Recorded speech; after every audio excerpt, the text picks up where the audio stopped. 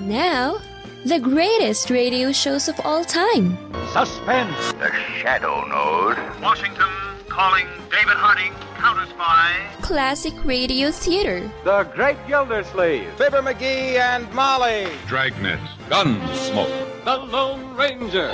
Now, step back into a time machine with your host, Wyatt Cox. Good evening, friends of the Inner Sanctum. Comedy on this Saturday with episodes of The Great Gildersleeve and the Harold Peary Show.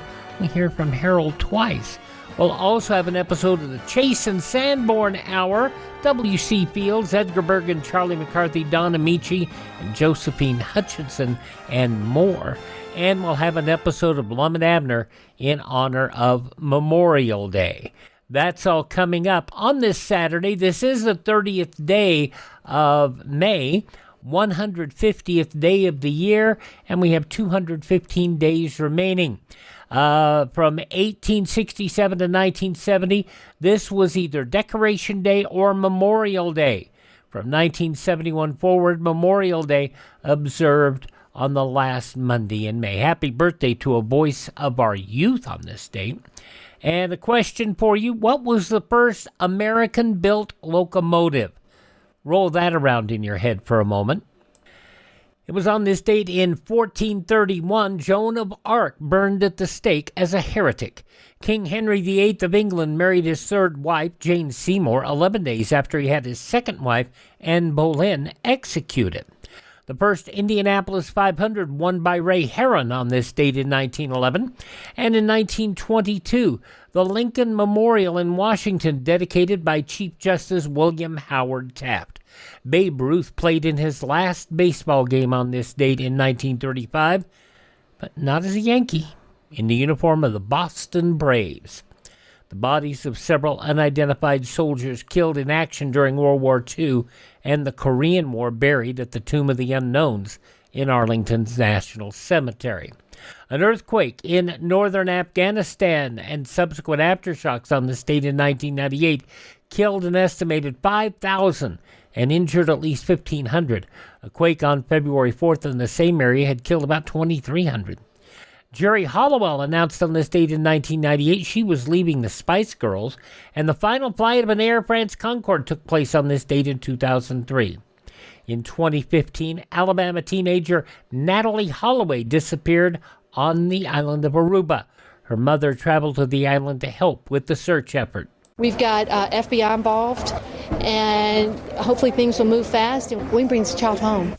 Holloway has still never been found. In 2010, British Petroleum CEO Tony Hayward set off a firestorm with this comment about the ongoing Deepwater Horizon oil spill in the Gulf of Mexico. There's no one who wants this thing over more than I do. I'd like my life back. Hayward apologized 3 days later, but this and other missteps eventually forced him to step aside. The Crew Dragon Demo 2 launched from the Kennedy Space Center on this date in 2020, becoming the first crewed orbital spacecraft to launch from the U.S. since 2011 and the first commercial flight to the International Space Station.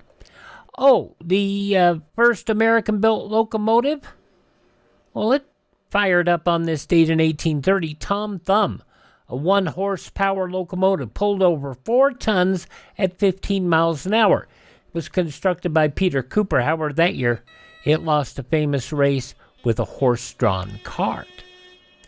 Passing away on this date in history, the French philosopher and author Voltaire, Floyd Roberts, killed during the 1939 Indy 500, Bill Vukovich, killed during the 1955 Indy 500, Dooley Wilson, musician and actor Claude Rains, musician Sun Ra, bandleader Tex Beneke, and Hot Lips Houlihan, Loretta Swit from MASH, passing away a year ago today.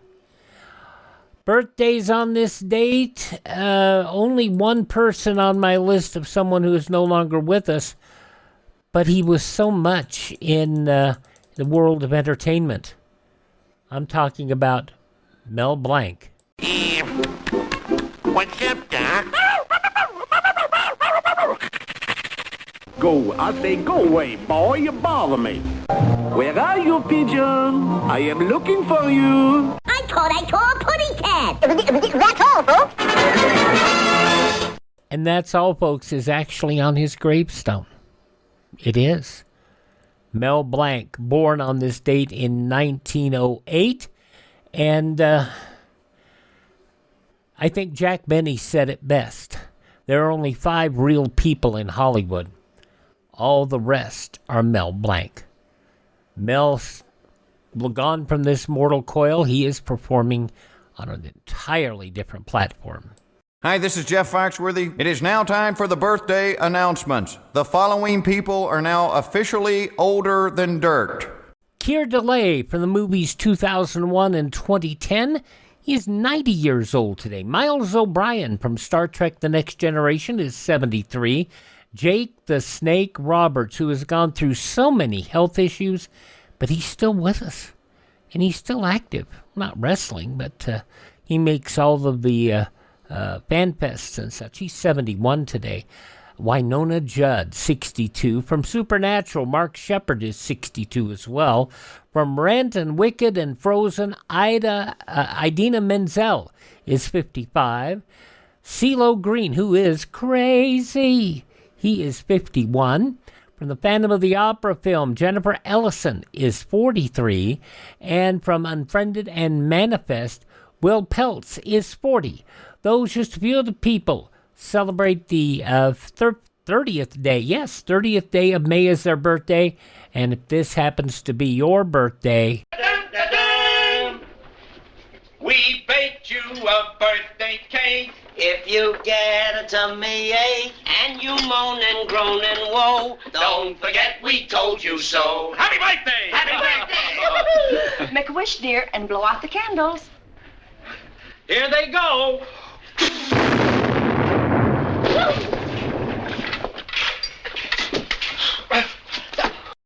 Let me take just a moment to talk about Professor B's Digestive Aid. It was developed by an individual going through cancer treatments, and it did a great job for other cancer patients as well. People who suffer from throat problems, people with acid reflux, other digestive issues. Why take handfuls of Tums or rolls of Rolaids when Professor B's Digestive Aid can help you with your chronic digestive issues? Check it out at Professor B's Digestive Aid website, profbees.com. That is profbees.com. When you go, and links in the show notes, the link also is at classicradio.stream. If you get there, you like what you see, you think it might do something for you, use the promo code Wyatt to do 2 things. Number 1, it supports the podcast because sales from there benefit us. And you also get to save 10%. You get the lowest price possible on Professor B's Digestive Aid. Enjoy natural digestive benefits with Professor B's Digestive Aid. Profbees.com, PROFBEES.com, promo code Wyatt. Well, we got an hour of Harold Peary coming ahead. First as his original Great Gildersleeve from 83 years ago, May 30th, 1943.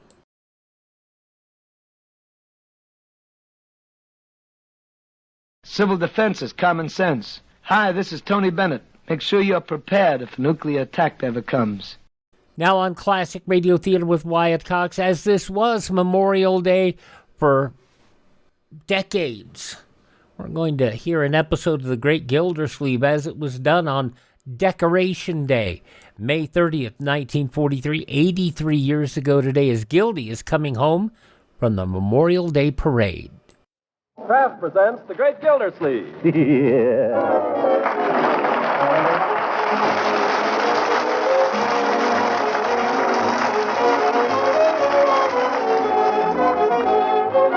Kraft Cheese Company will also bring you Bing Crosby every Thursday night. Present each week at this time Harold Peary as The Great Gildersleeve, written by John Wheaton and Sam Moore.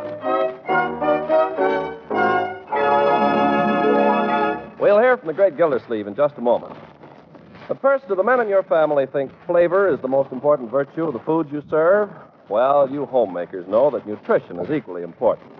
And that's why Parquet, the quality margarine made by Kraft, is so popular with so many American families. For Parquet margarine is a wonderful red ration stamp value in both flavor and nutrition. It requires just 5 red ration points a pound, and it has a delicate, appetizing flavor that really satisfies. As a spread for bread and a seasoning for hot cooked vegetables, I think you'll agree that Parquet flavor is just about tops. Cakes and cookies taste better when made with Parquet margarine, too, because it's a real flavor shortening, and you like it for pan frying because it doesn't spatter or stick to the pan. What's more, Parquet is highly nutritious. In fact, it's one of the best energy foods you can serve, and it's a reliable year-round source of vitamin A. So for flavor, for economy, and for good nutrition, ask your dealer for Parquet, Parkay, Parquet margarine made by Kraft.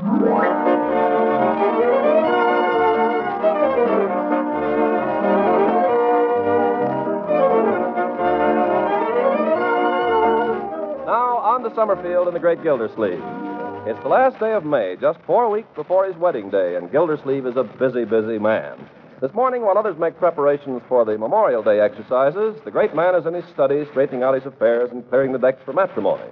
So we find him now with pen in hand, laboring over the composition of a mighty document. I, Throckmorton P. Gildersleeve, being of sound mind and body, do hereby devise and bequeath... Uncle Mort, excuse me. Yes, Marjorie? Come out and see it. Come out and see what? The flag. We've got it up. Oh, well, a little while, my dear. Right now, I'm very... Come on. You aren't doing anything, and it looks so pretty. Not doing anything. My dear young lady, I happen to be engaged in one of the most solemn duties of a man's lifetime. You know what I'm writing? Oh, fool. Everybody thinks it was your last will and testament. Now, come on. But, hey, let go. Come on. Well, let me put down my pen first. I don't know what there is such a rush about anyway. I've seen the flag before. But we found a new place for it, and we want you to see it. Oh, where? We've hung it from the roof. How did you ever get it up there? And Leroy climbed out the attic window. Come out in the yard and tell us if you like it. Well... We want the place to look nice when the parade goes by. Oh, and Leela's coming over, too. Good. So's Ben. And Bertie's planned a wonderful lunch. There. You like the flag there? How does it look to your artistic eye, Unc? Well, it looks fine, Leroy. Only for heaven's sakes, be careful up there. Don't worry. Isn't it pretty? I think ours is the prettiest house on the street, don't you? Yeah, but I wish Leroy would get down off that roof. Hey, I'm a tightrope walker. Look, everybody. The great Concolino.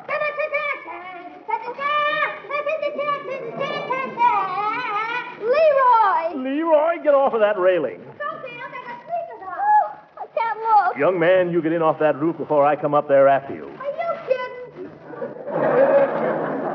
kidding? Leroy, you heard me. Okay, I'll be right down. Yeah, that's what I'm afraid of. Be careful now, my boy. Oh. That crazy kid. Honestly, what comes over, boy? I don't know. It's a wonder to me he's lived as long as he has. Oh, that reminds me. I got to get back to work. Hey, call me when it's time for the parade. Oh, we won't be along for an hour yet.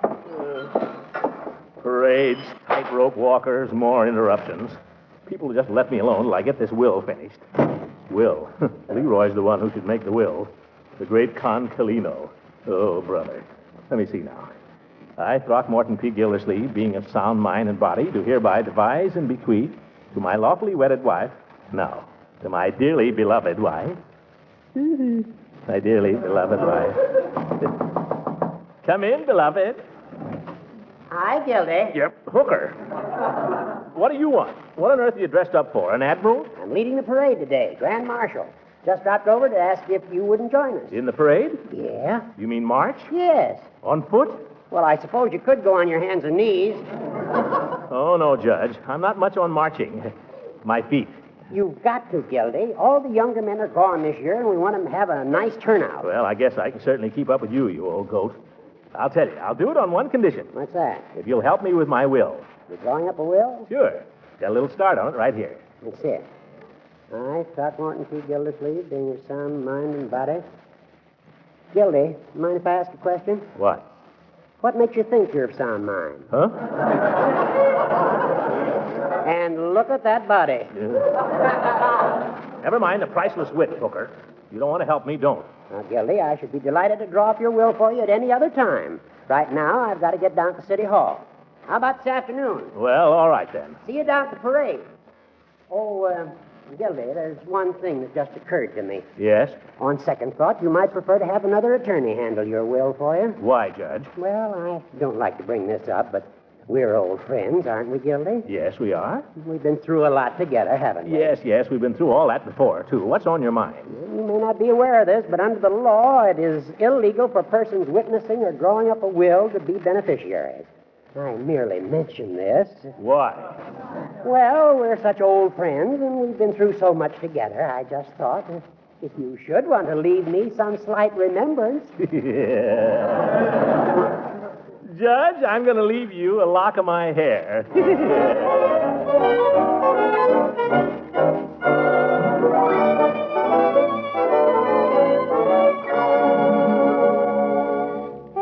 About time you were starting for the parade? Keep your shirt on, my boy. Parades never start on time.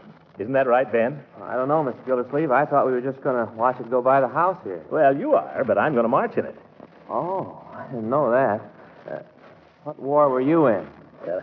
I was in World War I, Ben. Oh, sure. Did you get to France, Mr. Gildersleeve? I should say I did, my boy. Paris. I wonder if you'll get over there. I suppose I might. Yes. Well, if you do, I wonder if... Leroy, will you go help your sister for a minute?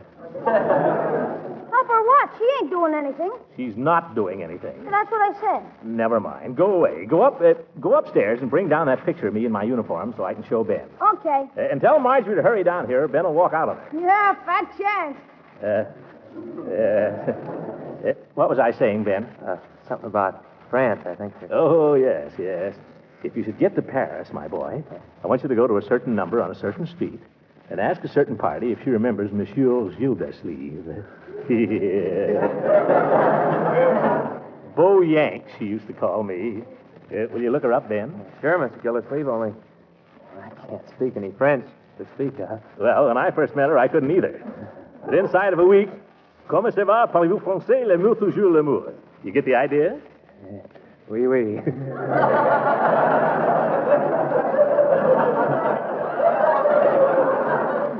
Oh, she was a lovely creature, Ben. And her mother. Oh, boy, how she could cook. I think you'll like her, Ben. Oh, sure. She's a blonde, just 28 years old in 1918. Let me see, that would make her... 53. It's not possible. Oh, my goodness, how time flies. Here's the picture, Unc. The boy commando in person. I don't care to see it now, Leroy. 53. Poor Mimi. I can't believe it. Oh, gosh, Unc, what's the matter? Nothing. Go help Marjorie. For Pete's sake, aren't you through talking about Paris? Leroy, you're getting too fresh. Oh, that's Mrs. Ransom. We have a little signal. In here, Leela. Hello, everybody. Good morning, sweetheart. I think the flag out in front looks just beautiful. Leela, I've got a surprise for you. I'm going to march in the parade. Why, Throckmorton, how exciting. Would you like to see his picture in uniform, Mrs. Ransom? Leroy, give me that. Oh, now, Throckmorton, I want to see it. Oh, why, you were cute in your uniform. Cute? Wasn't he, Ben? Well... Just let it go, my boy. Well, I don't understand the insignia on your uniform, Throckmorton. Beauregard used to have leaves here on the shoulder. Leaves? Oh, well, I didn't go into the Army at the top, Leela. I went in as a private and won my promotion the hard way. How'd you come out, Unc? Corporal.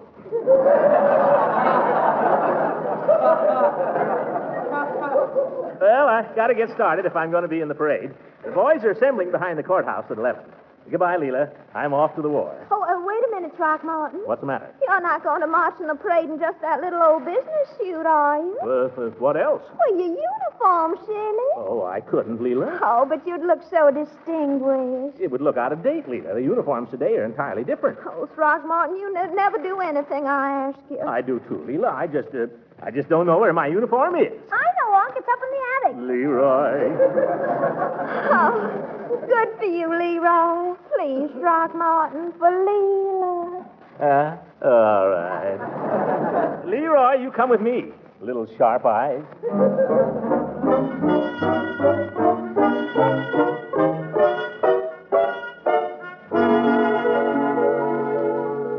Well, which trunk is it in, Leroy? This one over here, Unc. That one? I haven't got the key to that. I guess we'll just have to let the uniform go. Don't worry, Unc. It's open. Mothballs. Come on, Leroy. Fish it out of there. I haven't got all day. Here's the pants. Gosh, they look a little small, Unc. Yeah, well, this stuff shrinks, you know. Yeah? Yeah. Besides, mothballs will shrink anything, Leroy. Well, I don't find any puttees in here. Maybe we just better let the pants go. Okay, here's the coat. Blouse, Leroy, blouse. Oh, blouse. Funny how it looks as if the mothballs cut that down, too.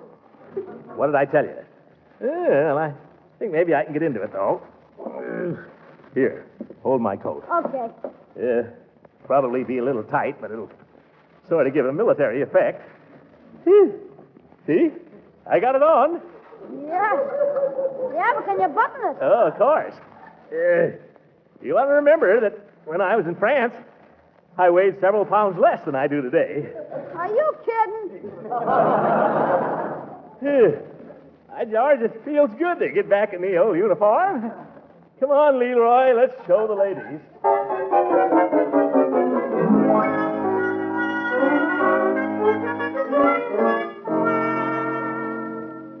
Well, folks, what do you think of it?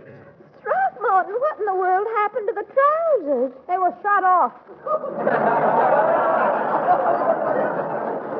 Leroy, quiet. No puttees, Leela. Can't wear them without puttees. Oh, well, the coat looks awfully military. I think you'll be the handsomest man in the whole parade. I honestly do. Oh, well, that's all I wanted to know, Leela. Well, I'm off.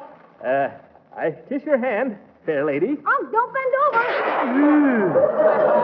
Well, I'm glad I didn't try to wear the pants.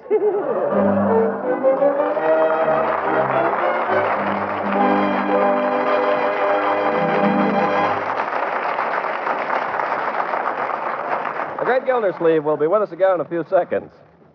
Meanwhile, instead of saying more about Parquet, the quality margarine made by Kraft, I'd like to say right here and now, hats off to the man who sells Parquet, your neighborhood grocer.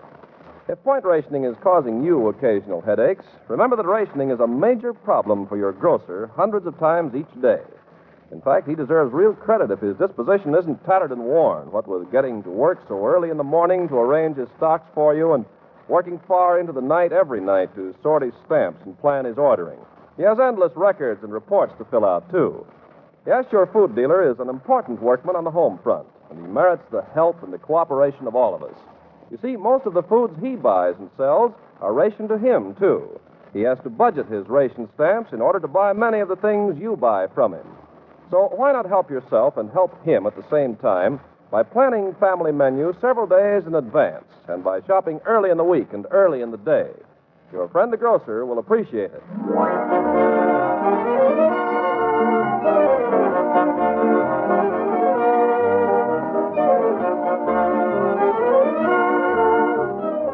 Now let's get back to the Great Gildersleeve. Clad in a conservative business suit, he's marched valiantly in the hot sun, and now he's arriving at his home to claim the soldier's reward. In this case, a share of the delicious lunch which Bertie's promised. But our hero's a little late, and the house seems strangely quiet. Marjorie, Leroy, where is everybody? Is that you, Mr. Gildersleeve? Of course it's me, Bertie. Where is everybody? Well, they waited for you, Mr. Gildersleeve. They waited about 2 hours before they had lunch. You've been marching all this time? Oh, yes, Bertie. I marched so far, my feet are killing me. And I'm so hungry, I don't care. Well, you just sit down and take your shoes off, Mr. Gildersleeve, and I'll warm up a nice lunch for you right away. Thank you, Bertie. You marched so long, Mr. Gildersleeve. Well, it wasn't all marching, Bertie. We stood there in the park for a couple of hours listening to the speeches. But it certainly was impressive. Makes a man think, Bertie. Yes, sir. We stood Summerfield's first mayor, P. Gildersleeve. I remember you, Mr. Gildersleeve. Oh, well, thank you, Bertie. But I mean something more than just being remembered by the people that knew me. I'd like to be remembered by everyone as a man who did something for the city. Well, sir, you the head man at the waterworks. Well, I'm Summerfield's 16th water commissioner, yes. But a few years from now, who'll know it? That's what I've been thinking about some sort of a monument for, Bertie. You mean like a statue? Well, I don't know. You think that'd be good? Oh, no, sir. I don't care much for statues. Now, you take them 2 statues in the park. Every time I walk past Abraham Lincoln standing there, I feel sorry for him. Why? Because he's been standing there so long. Yes. What about the statue of General Fremont? Don't you like that? No, sir. Every time I go past that, I get mad. But why? Because he's got a horse and I'm walking. And he ain't even going nowhere. Yeah, you're right. I'm afraid you just don't like sculpture, though, Bertie. Oh, yes, I do, Mr. Gildersleeve. You know what I like? What? That fountain in front of the courthouse with the water spraying down and the goldfish swimming around down below. I like that. So do I. By George, a fountain, Bertie. For a water commissioner, what could be better? With a little bronze plaque on it. Not too little. Let's see. This fountain presented to the city by Summerfield's 16th Water Commissioner, Throckmorton P. Gildersleeve. Then maybe some short, dignified statement like, he served his fellow townsmen well. Sounds mighty pretty, Mr. Gildersleeve. Yes, sir. I can hear the water splashing in the fountain right now. So can I. Oh, my goodness, the gravy's boiling over. Yeah. Gravy? Bertie, I'm starving. Well, hang on, Mr. Gildersleeve. You can't starve to death till you get that monument. Yeah, you're right, Bertie. I'm going to have Judge Hooker put in that fountain in my will right now.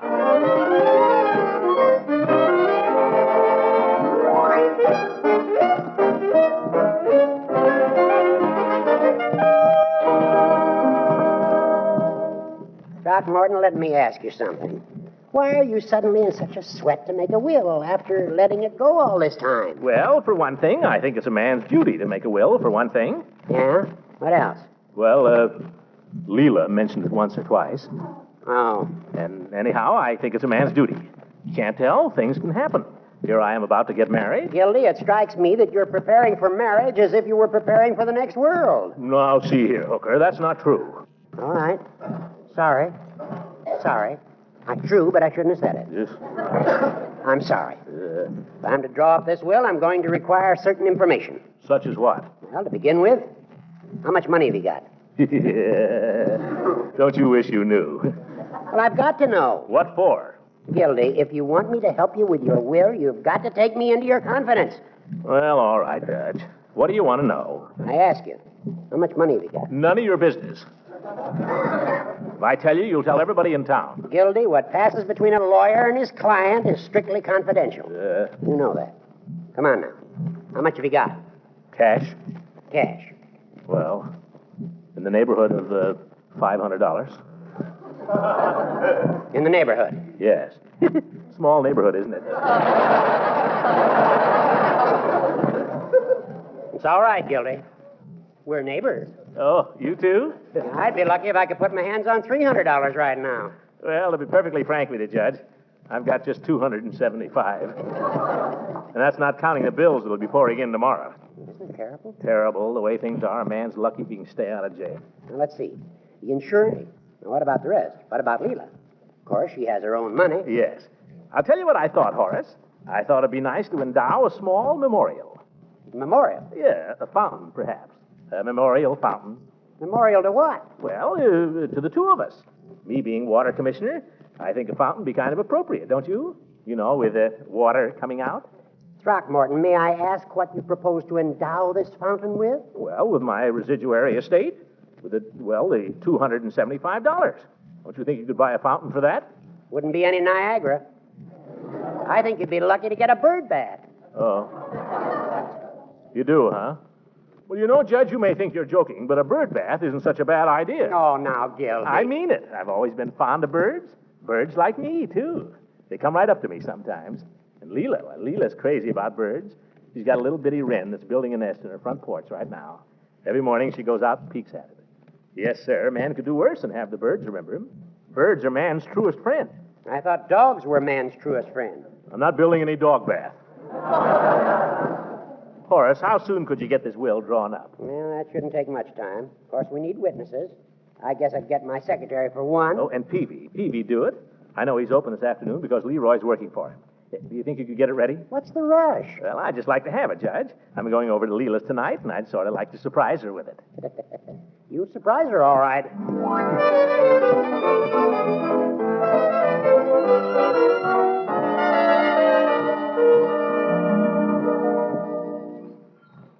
Hi, Unc. Hi, Judge. Hello, Leroy. How's the drug business? Pretty quiet. The chief is out in the prescription room, and you know what that means. What? Leroy, that's no way to talk about Mr. Peavy. I'd like to see him for a moment, please. Oh, gosh, Unc, can't I wait on you? I never get a chance to sell medicine, but with you, it wouldn't matter if I made a mistake. I disagree, my boy. Oh, just try me, Unc. I can find you anything in the store, practically. Then find Mr. Peavy. honest, Unc, the chief doesn't like it if I bother him about something I can handle myself. Leroy, What? wake up the chief. Oh, all right. Maybe we shouldn't bother Peavy if he wants to sleep. What nonsense. Peavy sleeps 24 hours a day anyway. Oh, hello, Peavy. I hope we didn't interrupt anything important. No, I'll just take care of you, gentlemen, and then I can get right back to it. How are you, Judge? Fine, thank you, Peavy. I saw you, gentlemen, in the parade this morning. Thought you both looked very dashing. Well, glad to do our bit, Peavy. How does it happen you weren't marching? Someone told me you were an ex-soldier. Yes, sir. I was in the artillery. 49th Field Artillery, USA. Well, I'll be darned. Were you a gunner? No, I wasn't a gunner. I was in what you might call the transportation end of the artillery. Oh, what's that? I commanded a platoon of mules. You? That's hard to believe, Peavy. Why, the mule is the stubbornest animal known to man. Well, no, I wouldn't say that. Although a mule has a mind of his own, I'll admit. But they're hard workers. They are? Yes, they're hard workers. And they're loyal. Every mule in my platoon was just as loyal as a jackass could be. Gildersleeve, can't we get down to business here? I haven't time to listen to Peavy's military experiences. I'm sorry, Judge. I just rang on. What can I do for you? Well, you won't make a penny on it, Peavy. We just want you to witness Mr. Gildersleeve's will, if you don't mind. Glad to, Judge. Glad to be of service. Oh, Leroy, Yes, Chief? this is the type of service I was telling you about yesterday. Institutional type. Oh, yeah. Have you got the document with you, Mr. Gildersleeve? Right here, Peavy. Get away, Leroy. This is none of your business. Unc, did you leave me anything? You've been amply provided for. Sign right here, Peavy. Unc, will you leave me your pistol that's in your bureau drawer? No. Oh, please, Unc. Now, Leroy, remember lesson 1. The customer is always right. Sorry, Chief, I forgot. All right. Now, here, Judge. That's it. Richard Peavy. There you are, Mr. Gildersleeve, and I hope your will gives you the same lasting satisfaction that mine has given me. Well, I hope so, too. I executed my will in 1913, naming my wife as sole beneficiary, and I've never wanted to change a syllable of it. Neither has Mrs. Peavy. Well, I can imagine. Well, much obliged, Peavy. We got to be running along now. Oh, yeah. I'm going to close up here myself in a minute. Leroy, you want to go along now with your uncle? Are you sure you can spare me? I think so. All right, I'll see you tomorrow. Good night, Chief. Good night, little beaver.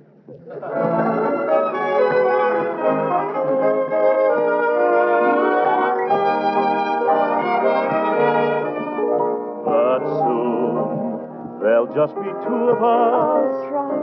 Soon you and I will borrow the moon. For just the 2 of us, sweetly and so discreetly, we'll be completely alone. No other world, only our own. Now we must be contented with schemes about the 2 of us. Yet we can have our sweet scented dreams that will come true of us. For presently and pleasantly our hearts will be in tune. So soon, maybe not tomorrow, Leela, but soon. Leela. Yes, Throckmorton. I made my will today, Leela. Oh, did you, darling? How nice. Yeah, have it right here in my pocket. Leela, you know something? What, darling? Guess who's in my will? Oh, I couldn't. Go on, Leela. Guess, will you? Oh, I couldn't possibly. I'm too happy to guess. I'm too happy to care about anything.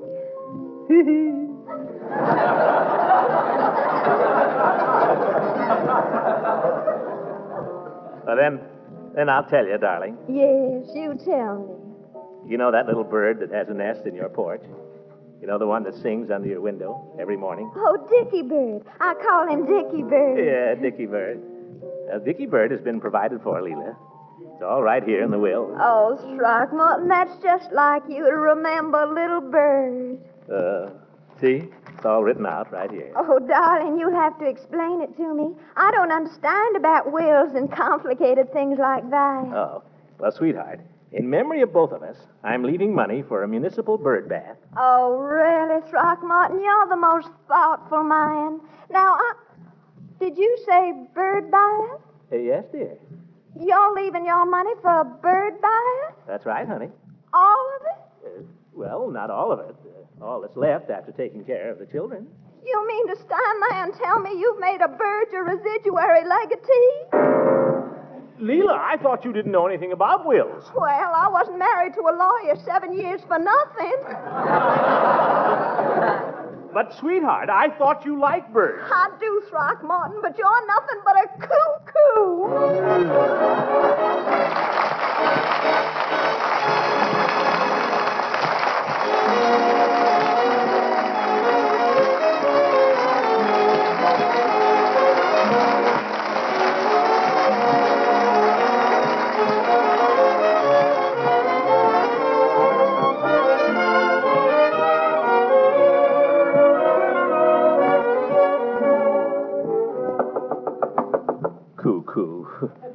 Leela gets all upset over a bird. Leela, can't you take a little joke? You mean you were joking? Of course, darling. I'm not going to build any bird bath. Tell me, how would you invest the money? Well, when I'm in doubt about a financial problem, I always ask myself, what would Beauregard do? Beauregard? Well, have you asked Beauregard what I should do about this? No, but I think I know what he'd say. What? He'd say, Leela, child, you'd look lovely in a mink coat. Good night, everybody.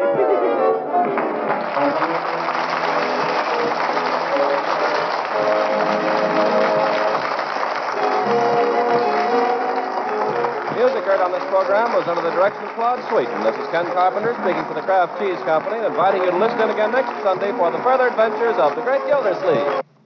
You women are looking for extender recipes these days and all kinds of ways to make the less plentiful foods go further. Well, do you know about the product called Kraft Dinner? All by itself, a package of Kraft Dinner gives you a swell macaroni and cheese main dish fast. Enough macaroni and cheese for 4 people. And for it, you put out just one single red ration point. Now, if you have a little meat or some leftover chicken or seafood, you can extend it by adding it to the Kraft Dinner macaroni and cheese. Or you can mold the hot Kraft Dinner into a ring and in the center serve your small amount of meat or what have you, creamed. Each package of Kraft Dinner holds a quick cooking macaroni and some Kraft grated to put cheese flavor through and through the fluffy macaroni in a jiffy. Get some soon so that you can cook a macaroni and cheese dish in 7 minutes or use it as an extender of less plentiful foods. Remember, it's Kraft Dinner. Program has reached you from Hollywood. This is the National Broadcasting Company. During wartime, what people don't understand today is during wartime, you couldn't get a lot of things. There were a lot of things that were either rationed or you just couldn't get. You know, you can't, you know, everybody complains about the high cost of fuel these days because of the Iran war.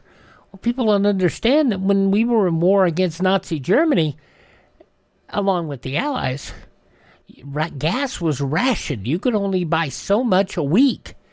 And you had to present your ration card. And if you didn't have a ration card or have enough ration available, you couldn't buy any gas at any price. So there you go. 83 years ago, May 30th, 1943, the Great Gildersleeve here on Classic Radio Theater with Wyatt Cox. When Harold Peary negotiated his way out of the contract, unintentionally, because he thought if he signed with CBS, Kraft would come with him. They didn't. They stayed at NBC. Harold created his own show. Harold Peary created this, the Harold Peary Show, and that's up next.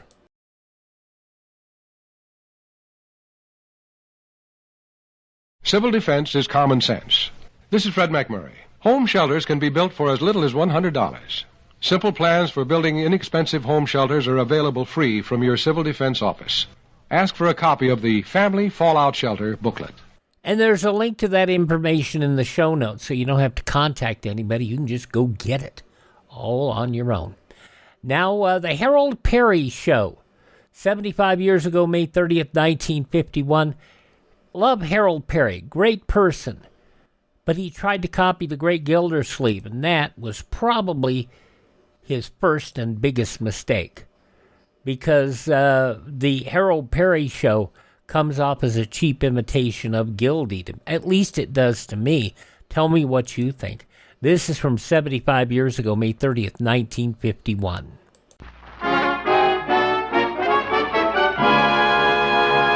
The Harold Peary Show. Yeah.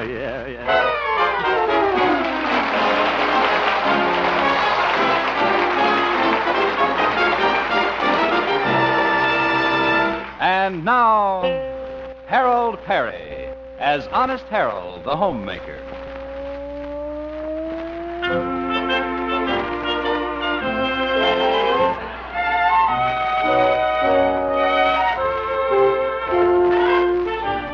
Well, let's look in on the little town of Melrose Springs, home of that popular radio entertainer, Honest Harold, the homemaker. We find Harold preparing to play a new role today. His friend, Pete, the Marshal, has to leave town, and Harold has agreed to take his place at the jail for the day. At the moment, our Marshal Pro Tem has just finished a hearty breakfast and is ready to leave home to be sworn in. Well, how do you like this outfit, Mother? Guess I look like a regular Marshal, huh? Oh, yes. You look very nice, Harold. Thanks. Is that a 10-gallon hat you're wearing? Oh, no. I only got 5 gallons. But they threw in a grease job. What? Yeah. Skip it, Mother. Yes, sir, I'll be the law and order in this town today. So watch your step, Mother. Don't get in any bingo games. Oh, Harold. You will be careful guarding all those prisoners. Some of them might be dangerous. Don't you worry, Mother. Old Marshal Hemp will handle the situation. If anybody tries Reach for the sky, copper, or I'll let you have it. Oh, my goodness. Marvin, where do you learn things like that? I think he heard it on that radio program, Mr. Keene, loser of traced persons. Oh? Who? Yeah, never mind. Gee, Harold, wouldn't it be swell if there was a bank robbery today and I could help you catch the crooks? What? We'd shoot at them. Bang, bang. Yeah, Marvin. And they'd chase us around the bank. Bang, bang. Oop, they shot me in the escrow department. Marvin, go to school. Okay, see you later. Yeah, see you later. Well, Mother, I guess I better go down and have Pete swear me in. Harold, what if there should be a bank robbery today? Wouldn't worry me, Mother. I'm overdrawn $4.30.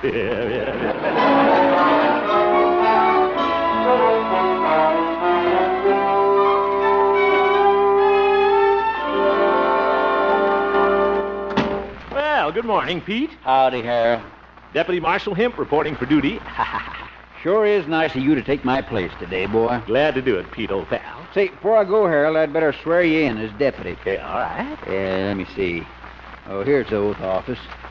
All right, now repeat after me, Harold. I solemnly swear. I solemnly swear. To man my post with vigilance at all times. To man my post with vigilance at all times. To remove all bird nests before operating. To remove all birds... Pete, what's this about birds' nests? Well, I declare. I'm giving you the oath for tree surgeon.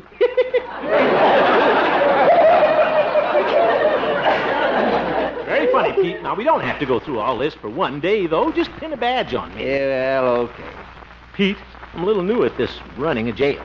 Any special instructions on how to handle all the prisoners? Sure. We only got one prisoner, boy. Oh? His name is Clarence. Awful nice fella. Clarence? Yeah, used to be a famous second-story man, Harold. Mm-hmm. But he's kind of come down in the world. We caught him robbing a cellar. Cellar? What did he get? 30 days. Okay, Pete. Come on back to his cell, Harold. I'll introduce you to him. Introduce me? You're certainly formal in this jail. Hey, here we are. Hello, Clarence. Oh, hello, Pete. Clarence, I want you to meet Honest Harold Hemp. He's going to take my place today. How do you do, Clarence? Hi, pal. Yeah, pal. Certainly familiar. Well, Clarence, I just know you and Harold will get along fine today. Well, any friend of yours is a friend of mine. Thanks. I hate to see you go, Pete. I'm going to miss you. And I'll miss you, Clarence. Oh, for heaven's sake. Say, is there anything you want me to bring you, Clarence? Well, I could use a saw. You hear that, Harold? Ain't he a card? Yeah, he sure is. I better keep an eye on that joker.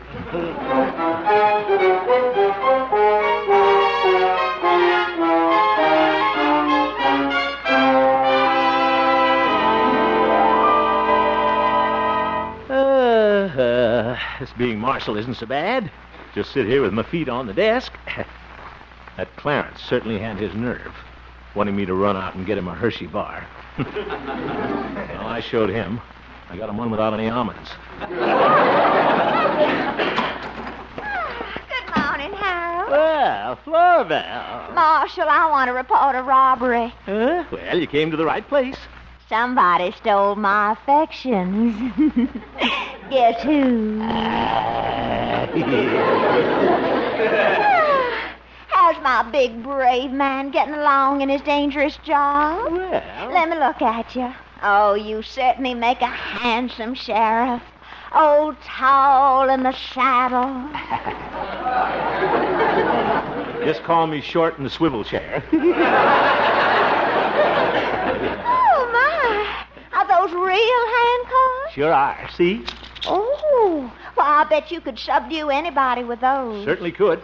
Yeah, gotcha. Well, that's the most amazing thing I ever saw. You were on me just like a panther. Yeah.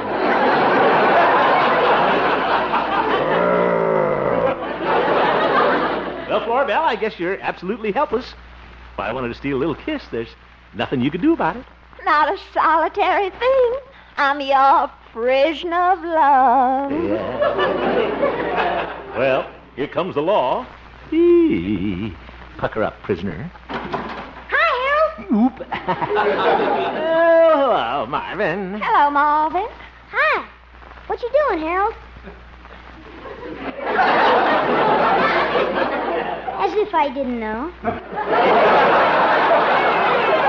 Now, look here, young man. What do you want? Mother Hemp asked me to bring down your lunch, Harold. Here it is. Oh, well, thank you, Marvin. Goodbye. Harold, What is it, Marvin? Harold, don't you think you better eat your lunch before it gets cold? Well, Harold, I think I'd better be going. Will you unlock me now? But... Oh, all right. There. Toodaloo, Harold. Goodbye. Toodaloo, Harold. Marvin! Okay, I'm going. Boy has a genius for showing up at the wrong time. Oh, well.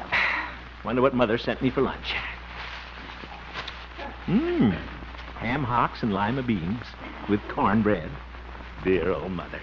This is really going to take... Well, how's your lunch, pal? Oh, that's pretty good. Clarence! What are you doing out of your cell? I thought I locked you in. You did. But I got kind of lonesome, so I picked a lock. You pick your way back in again. Okay, pal, okay. Do I get my lunch pretty soon? You'll get it as soon as I finish mine. Well, Pete always gave me my lunch first. He gets it from the Busy Bee Cafe around the corner. I know that, Clarence, but you get right back in your cell. Oh, brother, ham hocks and lima beans. Say, I bet you didn't get that from any quick lunch counter. No, I didn't. My mother sent this down to me. Mother. Nobody can cook like Mother, can they? Well, no, I guess they can't. Oh, what I wouldn't give to taste some real home cooking. Clarence, you're blowing the beans off my plate. Oh, sorry. Guess I got carried away. Yeah, so did the beans. Well, I'll go back to my cell. Clarence. Huh? Guess you are pretty hungry. Would you like a bite of my lunch? Oh, I couldn't. Go ahead. Here, take this little piece of ham. Well, thanks. Is that good? Say, do you mind if I have a few beans to go with it? Yeah. What? Say, these are good, too. Yep. Your mother sure can cook. Yeah. Well, guess I'll Would you mind handing me that piece of cornbread? But the other piece, that one isn't buttered. Excuse me. Oh, gee, this is good. You know, my mother used to cook just like this. Really? Mm-hmm. When did you see your mother last, Clarence? Well, pal, the last time I seen her was a year ago today. On her birthday. Oh?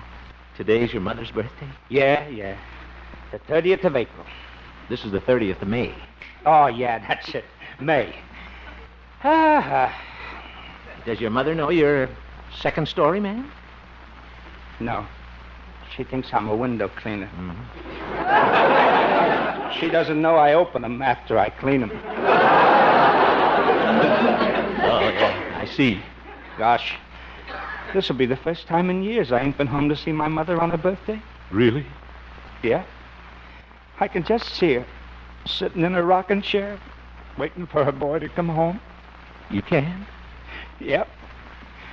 Just sitting there rocking and waiting and rocking. Yeah. Clarence? Huh? Where does your mother live? Oh, in a little town not far from here. What's the name of the town? Charlieville? That's it. Just a short bus ride.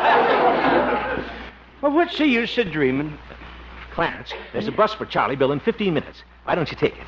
You mean that, pal? Sure. I don't want your mother to be disappointed on her birthday. You could be back by 6 o'clock. Sure. Oh, gee, thanks. So long. Say, pal. Yeah, Clarence? Could you loan me $5 for the bus fare? Yeah, but the bus fare is only $1.19. Yeah, but what about my mother's birthday present? Well, never thought of that. Here you are. Thanks. I'll see you at 6. So long, pal. Yeah, so long. Well, I certainly hope Clarence has a nice day with his mother. Say, he couldn't have made that story up just so he could run away. Nah, that's silly.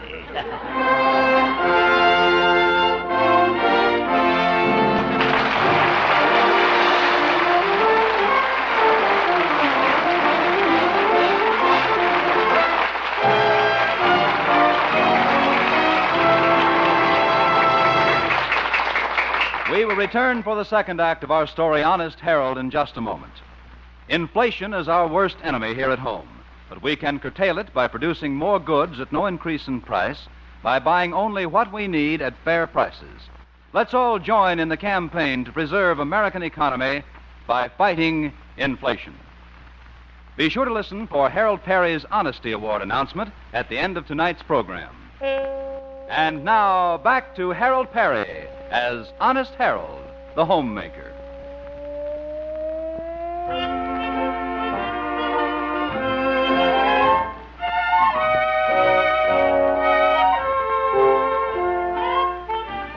Well, so far, Honest Harold has performed only one official act as temporary town marshal. He has given Clarence, the only prisoner in jail, the day off to spend with his mother in nearby Charlieville. Right now, Harold is at the radio station, just finishing his afternoon homemaker program. His good deed has put him in a happy mood, so we find him singing a happy song. Ask me, how do I feel? Ask me now that we're cozy and clinging. Well, sir, all I can say is if I were a bell, I'd be ringing. From the moment we kissed tonight, that's the way I've just gotta behave. Boy, if I were a lamp, I'd light, or if I were a banner, I'd wave. Ask me, how do I feel? Little me with my quiet upbringing. Well, sir, all I can say is if I were a gate, I'd be swinging. And if I were a watch, I'd start popping my spring. Or if I were a bell, I'd go ding dong, ding dong, ding. Ask me, how do I feel? Ask me now that we're fondly caressing. Oh, if I were a salad, I know I'd be splashing my dressing. Or if I were a season, I'd surely be spring. Or if I were a bell, I said if I were a bell. Oh, if I were a bell, I'd go ding dong, ding dong, ding. Well, that's all for today, girls. This is Honest Harold signing off. Ta-ta. See you tomorrow, musicians. And Yasha, watch it on those beats, will you? Ask me, how do I feel? Well, I wonder how Clarence is getting along. Gosh, it makes you feel good to trust somebody. I don't care if Clarence is a second-story man. I know he won't let me down. Why, he's got the most... Oh, Harold! I mean, Marshal Ham. Yeah? What is it, Gloria? Oh, did you hear about the big robbery downtown? Robbery? Yes, a stop signal held up a pedestrian. He had me there for a minute. Where do you get those jokes? My mother. Your mother needs a new writer. Here's another one. Never mind, Gloria. I've got to get back to the jail. Jail? Oh, that reminds me. What's a policeman's favorite cookies? A policeman's favorite cookies? I give up. Cupcakes. Cupcakes. Oh, brother. Goodbye, Gloria.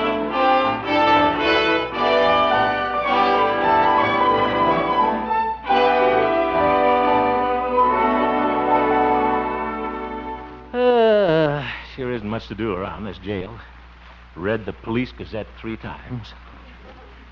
Kind of lonesome around here without Clarence. Oh, hello, Harold. Oop. Well, hello, Doc. How's the Marshal today? Oh, just fine. Oh, say, Harold, I just heard a wonderful riddle. Yeah? What's a policeman's favorite cookies? Cupcakes. There's a stool pigeon in this town. Hey, Marshal, how's your prisoner Clarence? Well, I gave Clarence a day off. What? Yes. Matter. He said he wanted to visit his mother in Charlieville. It's her birthday. Harold, you fell for a story like that? Now, Doc. I bet you never see him again. I'll bet I do. I'd trust him any place. Clarence has an honest face. Honest face? Well, I never saw such shifty eyes. He always looks like he's watching a tennis match. There's really nothing to worry about, Doc. Clarence said he'd be back at 6 o'clock, and he will be. You just wait. Yeah, we better get out the checkerboard, Harold. Something tells me we're going to have a long wait. Is that so? Listen, Doc, if Clarence isn't back by 6 o'clock, I'll eat every checker on that board.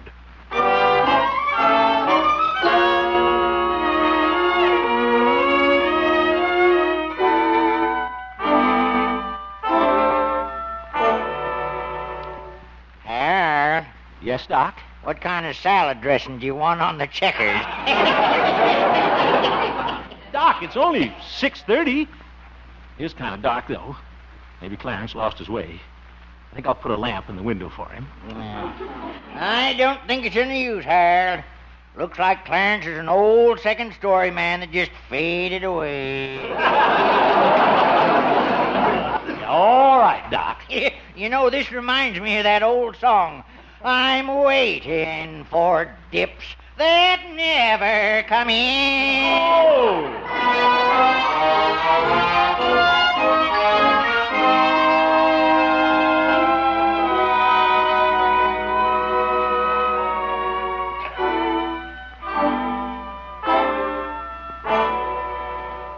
Gosh, 8 o'clock, and Clarence isn't here yet. I told you so. All right, Doc. Well, Pete'll be back pretty soon.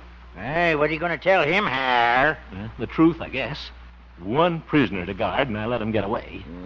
Even gave him bus fare to Charlieville, too. You know, Harold, I don't think Clarence even went to Charlieville at all. What?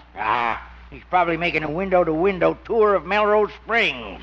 Doc, that's ridiculous. Telephone. Maybe that's Clarence. Hello? Is that you, Clarence? No, this is Flora Bell. Oh? Marshal Hemp, I want you to come over to my house right away. What? Harold, I've been burglarized. Huh? Somebody climbed in the window and stole my diamond ring. Oop. I'll be right there, Florabelle. And don't worry. I think I know who the criminal is. It's an open and shut window. I mean, Clarence. Case. Oh, goodbye. Harold. I know, Doc. I told you so. Mind the jail, Doc.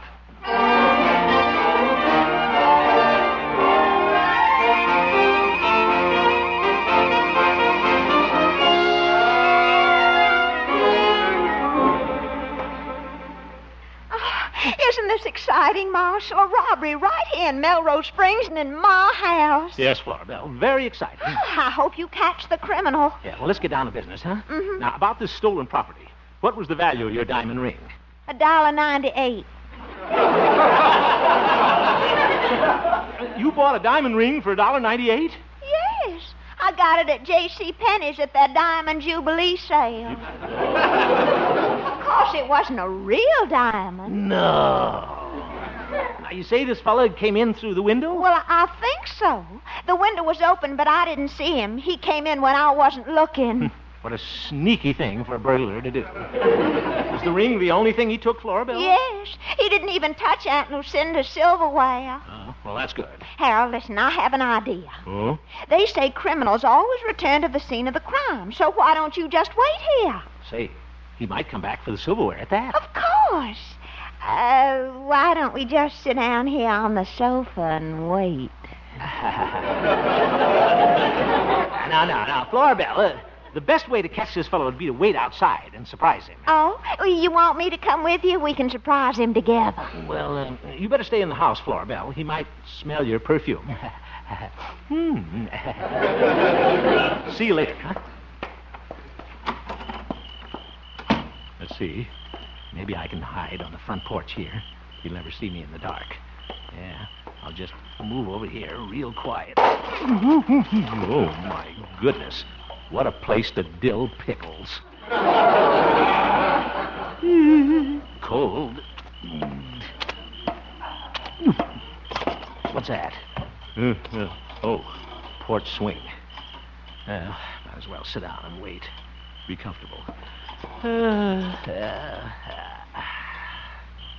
Just hope Clarence does show up.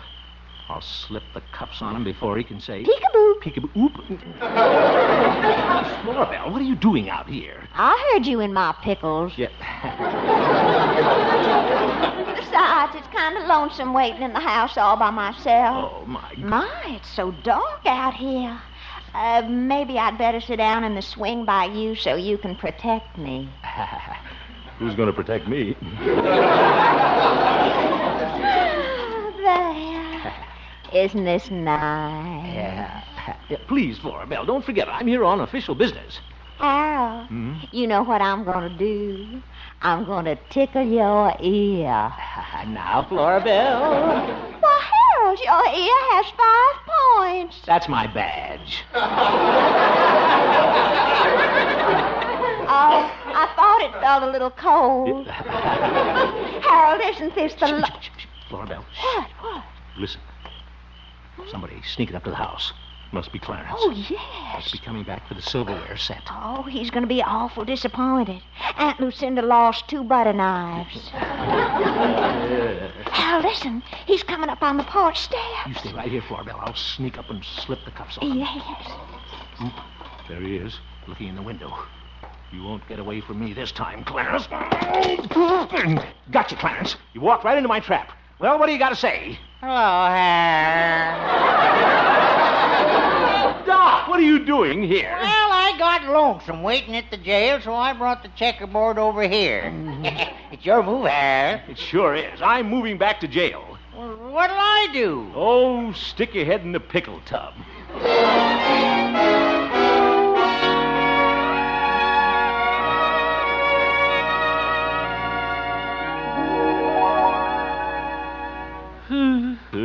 Almost midnight. What am I going to tell Pete? Certainly let him down. Probably lose his job over this. Gosh, sure lonesome here at the jail all by myself. Yeah, just like the old saying, takes a heap of prisoners to make a jail a jail. Is that you, Clarence? Howdy, Harold. Hello, Pete. Harold, it was mighty nice of you to put that light in the window for me. Well, I didn't know you cared, boy. You know, Harold, being away sure made me appreciate this job. I don't know what I'd do if I lost it. Zeef. Yes, sir, I was really homesick. I'm just sick. Pete, there's something I got to tell you. Old friend, Clarence isn't in his cell. Well, I know that, boy. He's right outside. Huh? Yeah, he's parking my car. I ran into him down at the bus station. Bus station? Yeah, he said he'd come down there to meet me. Wasn't that nice of him? Oh, very nice. Guess he forgot I was coming from Charlieville, though. When I got in, he was just getting on a bus for California. Yep. He sure is absent-minded. Oh, yeah. Well, hey, excuse me, Harold. I want to turn down Clarence's sheets for him. Yep. Getting on a bus for California. Ain't that a doozy? Yeah. Well, there goes that lint head turning down a sheet. He's a bigger boob than I am. Wait till I see Hi, him. pal. Well, welcome home, Clarence. Thanks. Too bad you didn't get your trip to Hollywood.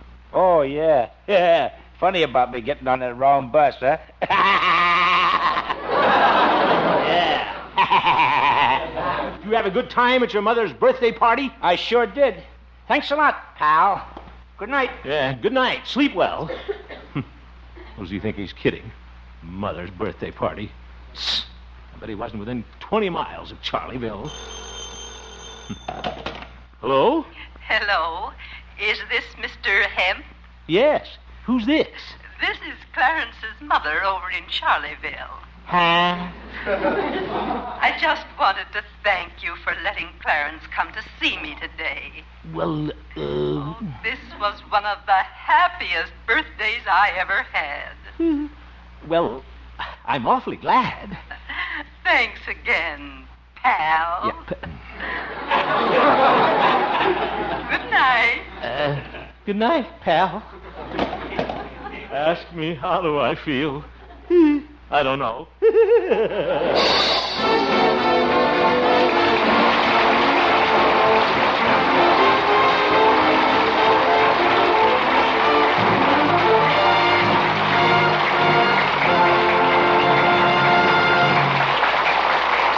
And now, once again, here is Harold Peary. Thank you, Bob. Before we award our weekly Honesty Award to some deserving youngster, please allow me to thank all you kind folks out there for your interest in our project and for the avalanche of mail that's completely snowed in our committee, which includes screen actor Kirk Douglas, Eugene Biscalou, Sheriff of Los Angeles County, and little old me. Our selection this week is Richard Harrison of 8 Semis Avenue, Mobile, Alabama.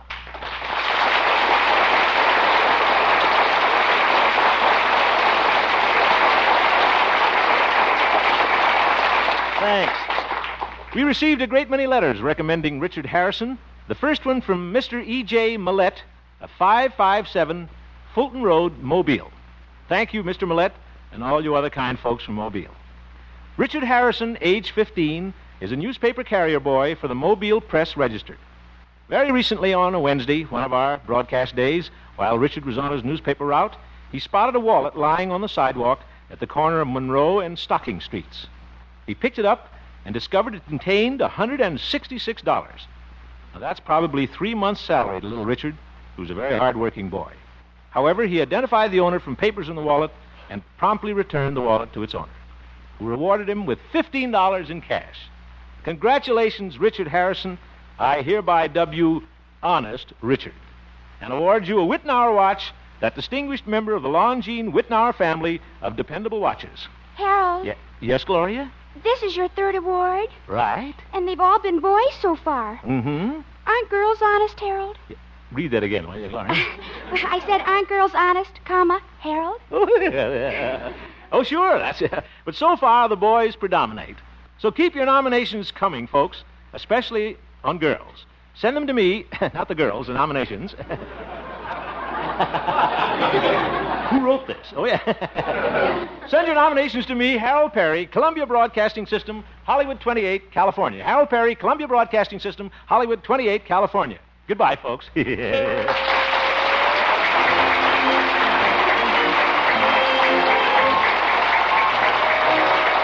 You have just heard the Harold Peary Show, Honest Harold. The supporting players tonight included Jane Morgan, Parley Bayer, Shirley Mitchell, Wally Mayer, Stuffy Singer, Gwen Delano, and featured Gloria Holliday as Gloria and Joseph Kearns as Old Doc Yak Yak. Norman McDonald directed, and the music was composed and conducted by Jack Meakin. Pretty, too, wasn't it?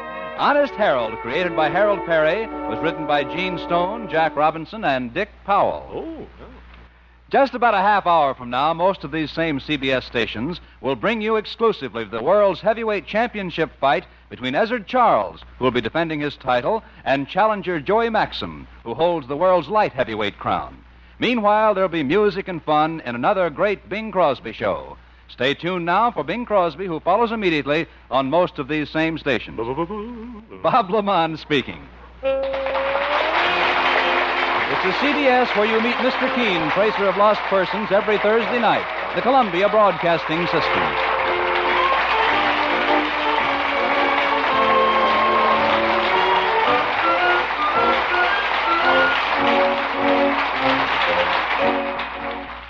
75 years ago, May 30th, 1951, the Harold Peary Show here on Classic Radio Theater with Wyatt Cox. On Sunday, tomorrow, we'll have drama. The Screen Directors Playhouse production of Beyond Glory, starring Alan Ladd, reprising his role for the 1948 film.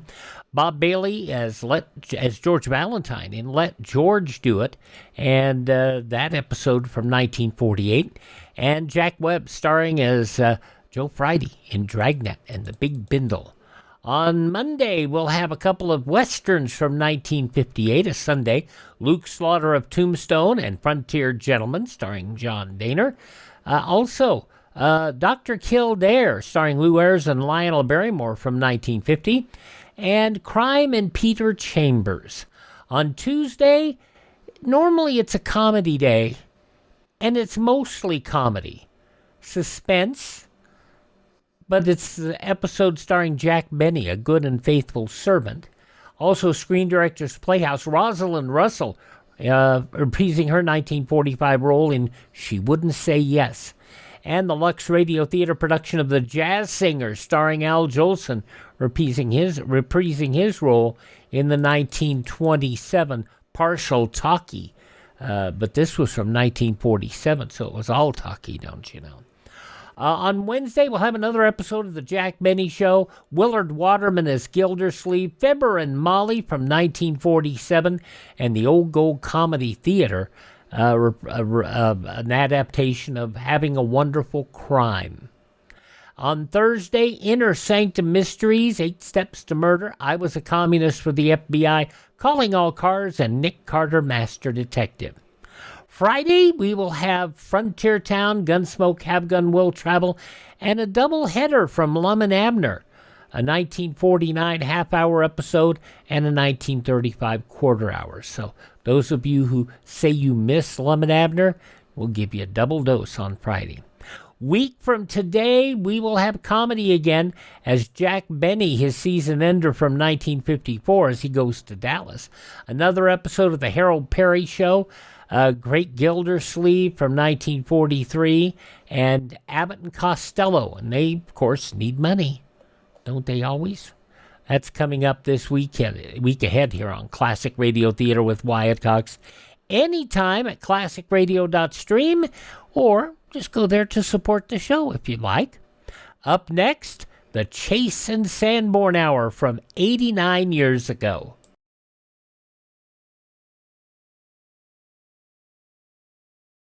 Civil defense is common sense. This is Howard Duff with this reminder. 640 and 1240. These are the Conelrad frequencies during a national emergency. 640 and 1240 on your regular radio will be your only official means of receiving vital information. Remember, 640 and 1240. You know, some of y'all say we never talk about the news of the day like we used to. Well, what I'm going to do here real quick is run for you a few items from the newspapers of the date of this broadcast, which was Sunday, May 30th, 1937, and update you with some of what took place on this date in history, shall we? And remember, World War II was in full effect, just America wasn't involved. From Spain, the Spanish government announced 2 of its warplanes had dropped 4 bombs on the German pocket battleship Admiral Scheer at Ibiza in the Balearian Islands after the cruiser opened fire. The exploding bombs set fire to the warship. Ministry of Defense said the planes making a reconnaissance over the island were fired upon. The ministry said on passing over Ibiza, the warship anchored 200 yards off the breakwater, opened heavy anti-aircraft artillery fire against the planes, which committed no act of aggression against either the ship or the city. Let's see, we have failure to reach an understanding on expenditure of funds for highways, blocked an administration attempt to work out a compromise on the riddled relief bill. A round of conferences at the White House and Capitol ended without a decision by leaders of a House bloc to withdraw amendments that tentatively earmarked $505 million of the $1.5 billion of relief funds for public works, flood control, and road projects. The administration desires a free hand to allocate the $1.5 billion as it deems advisable. Steel strikes. Youngstown, Ohio, loss in wages and profits set at more than $3 million a week as steel strike enters fifth week, at least 7,200 idle. In Chicago, unions and company making counterclaims of intimidation as scores are injured in fighting treat wounds.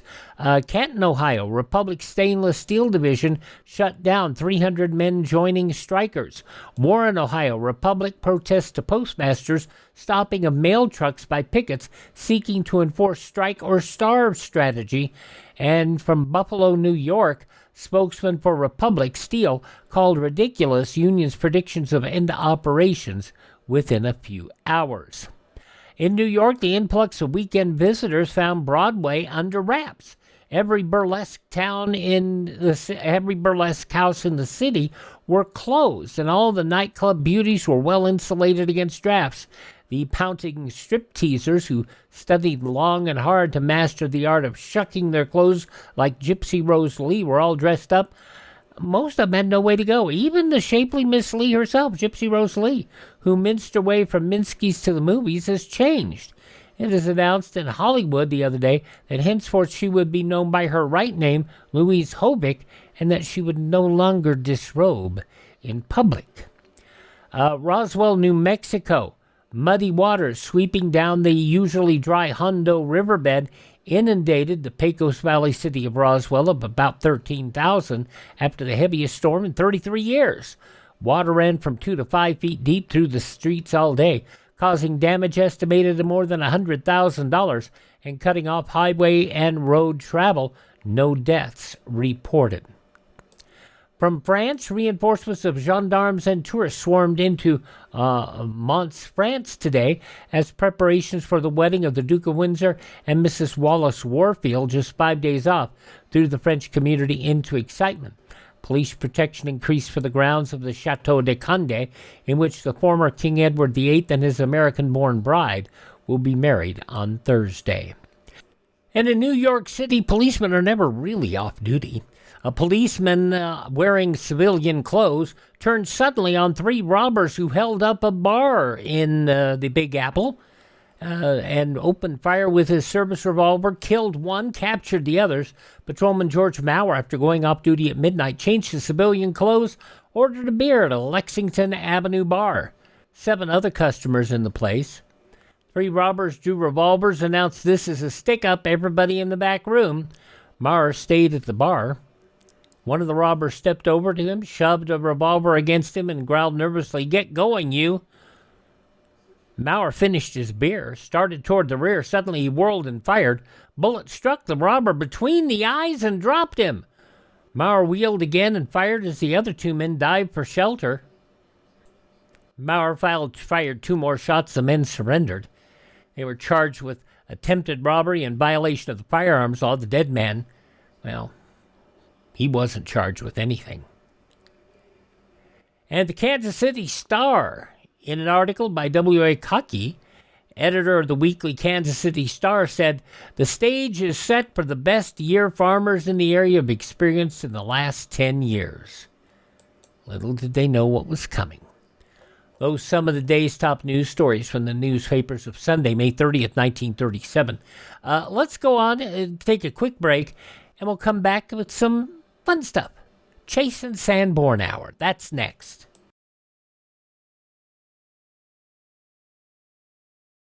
Civil defense is common sense. This is Joni James. After nuclear attack, radioactive fallout will be a potential threat to every living thing. You can't hear, or smell, or taste fallout. Often you can't see it, so you must take shelter and stay there until told it's safe to leave. The makers of Chase and Sanborn coffee, the blend of the world's choice coffees, which is now so very reasonable in price, present Josephine Hutchinson, Dorothy Lamour, W.C. Fields, Jose Iturbe, Edgar Bergen and Charlie McCarthy, Werner Jansen, Don Ameche. This is the Chase and Sanborn Hour.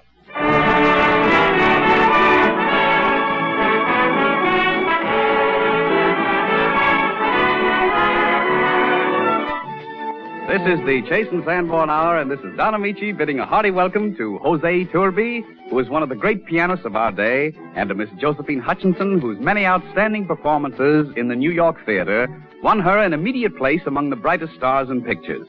Mr. Turby and Miss Hutchinson join our regular company, W.C. Fields, Edgar Bergen and Charlie McCarthy, Dorothy Lamour, and Werner Jansen, America's foremost conductor, who leads the orchestra in the top tune of the day.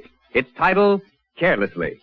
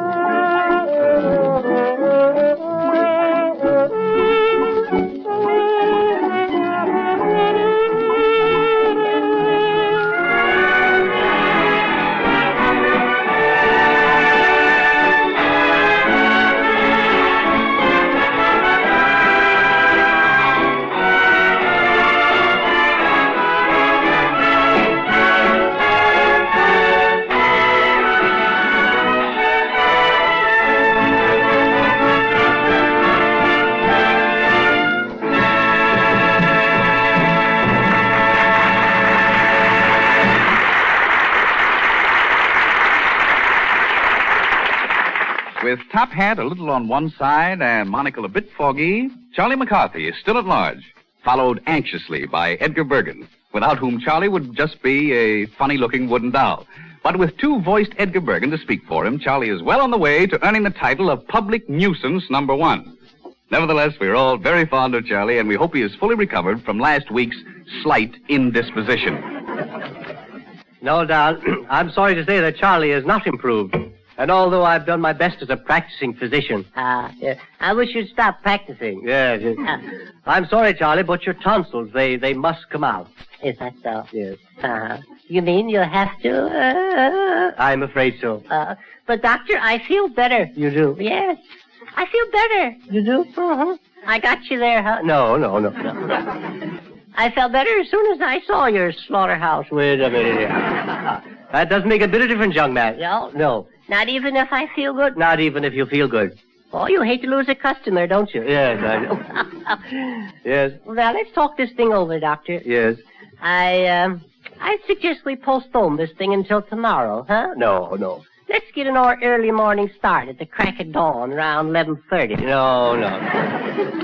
I think we better do it now. But I would much rather do it tomorrow. It doesn't make any difference what you'd rather do. Oh, doesn't it? Not a bit. Uh-huh. Well, that's another way of looking at it.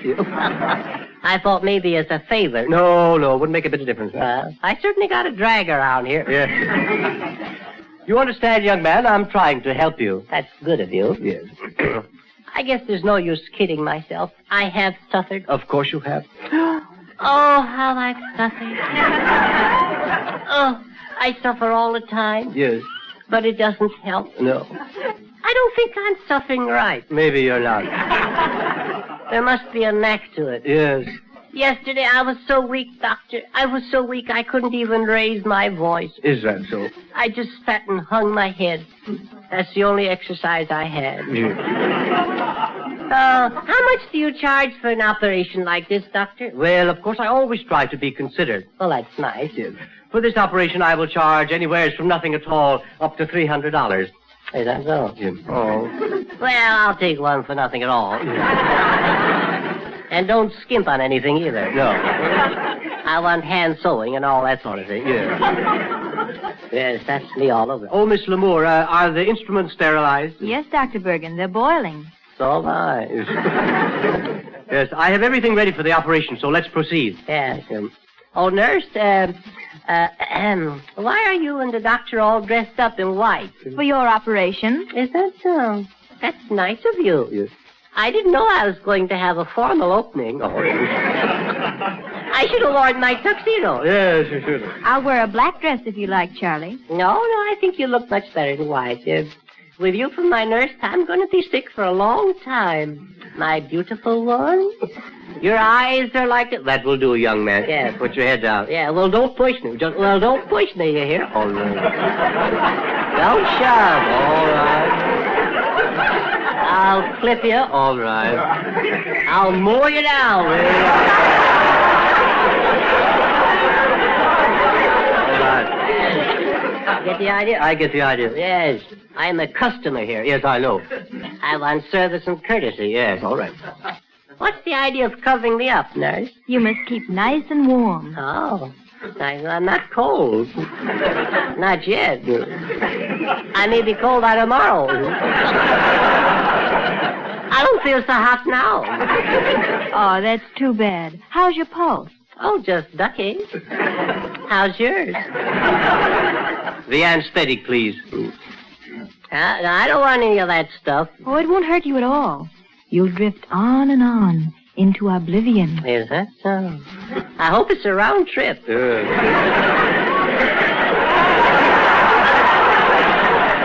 Now, don't forget to count every time you take a breath. Yeah, I'll fool you. I won't breathe.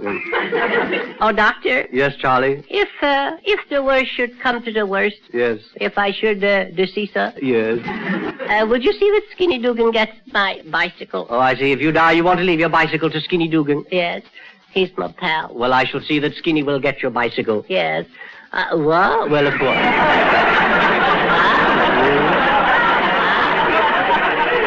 Only if you should die. Yeah. But you don't have to go out of your way, you know. No. Put your head down. Yes. Now, let me cover your eyes. Now, start counting. 1, 2. Oh, I smell embalming fluid. Now, take a nice, deep breath. I can see Skinny riding my bicycle. Oh, redwood for a nose. Oh, I'll get him with fields. That Bergen's a fake, too. Clang, clang. I feel so foolish. Good evening, Dr. Bergen. I heard you were operating, and I just dropped in to see if there were any prospects. Glad you called. Stand by, Mr. Gearfob. Oh, my, where am I? How long have I been sleeping? Is the operation over? No, Charlie, we haven't started yet. No? I want you to meet my very good friend here, Mr. Ameche Gearfob. No. The Undertaker. Whoa! Wait a minute, aren't you a little early here? Is it? Say, is this operation serious? Oh, no. No? Have you lost many patients, doctor? Only 2 of my patients have died. Only 2? Uh-huh. How many have you had? You're my 3rd. Yeah, let me out of here.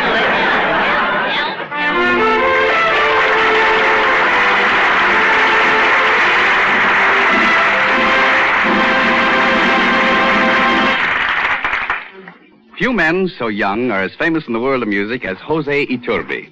He's played concerts in every quarter of the globe, conducted nearly all of the world's leading symphony orchestras, and is one of the greatest pianists alive today. We consider it an honor and are very happy indeed to present Jose Iturbe playing a piano solo written by one of his countrymen, Manuel de Falla, the stirring ritual fire dance. Jose Iturbe.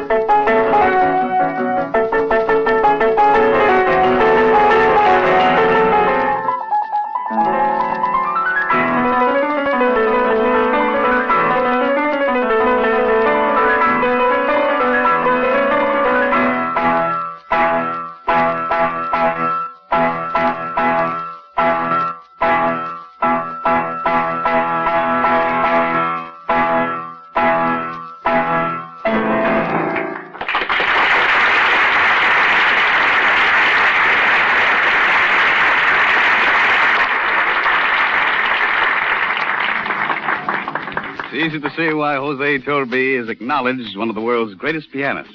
That's true, Mr. Ameche. Very true. But can he play chopsticks?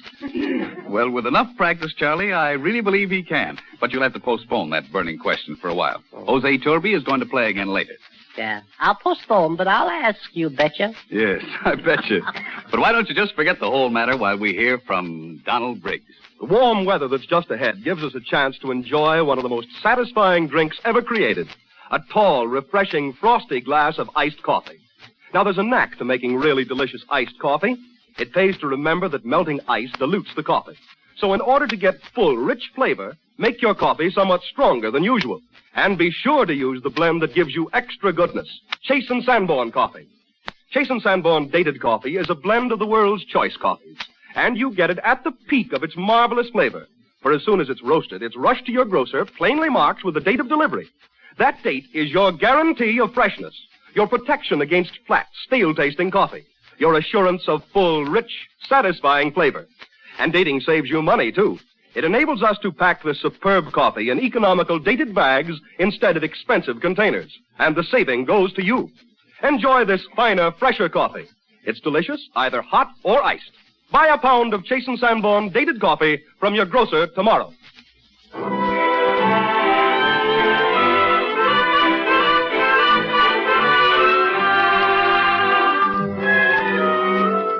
A swell song is always a swell song. But when Dorothy Lamour sings it, somehow it sounds, well, even sweller.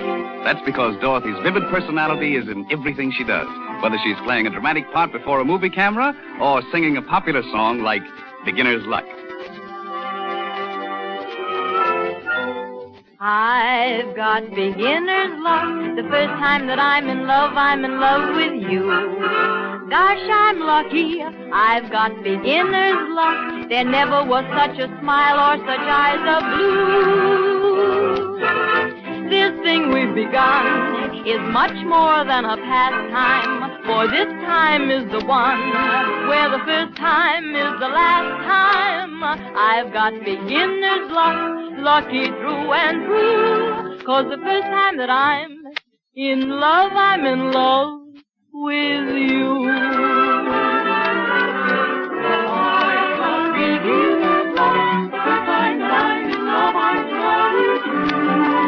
Gosh, I'm lucky. I've got beginner's luck. There never was such a smile or such eyes of blue. Gosh, I'm fortunate. Oh, it's because the love is much more than the last time.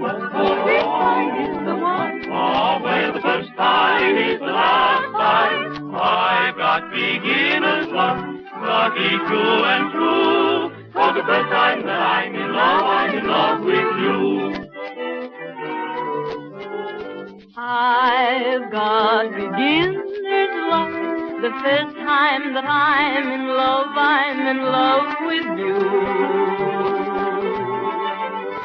I've got beginner's luck. There never was such a smile or such eyes of blue. Gosh, I'm fortunate. This thing we've begun is much more than a pastime, for this time is the one where the first time is the last time. I've got beginner's luck, lucky through and through, 'cause the first time that I'm in love, yes, the first time that I'm in love, for the first time that I'm in love with you.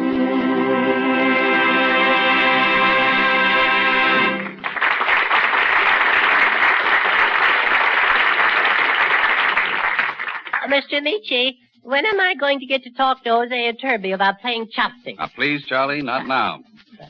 Only a little while ago, at the Civic Repertory Theater, New York, Josephine Hutchinson won the hearts of even the stoniest critics with her beautiful performances and her ability to step from Russian tragedy into the low-heeled slippers of Alice wandering through Wonderland.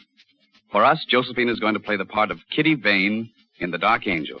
I'm going to play her sweetheart, Ellen Trent. And I think no one could ask for a lovelier, more appealing Kitty Vane than Miss Josephine Hutchinson. Thank you very much, Don.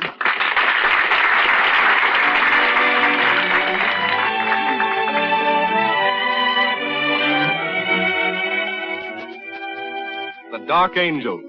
It is 1919 in a cottage in the English countryside. Alan Trent, who lost his sight in the World War, is sitting alone in his room when the landlady's children knock at his door. Yes? May we come in, Mr. Trent? Oh, no. Why? I don't Come on, Sadie Cat. My brother wanted to look at you, Mr. Trent. He's never seen a blind man. Oh, are you cross with us? No, no. No, look at me, by all means. Oh. I'm glad I'm amusing.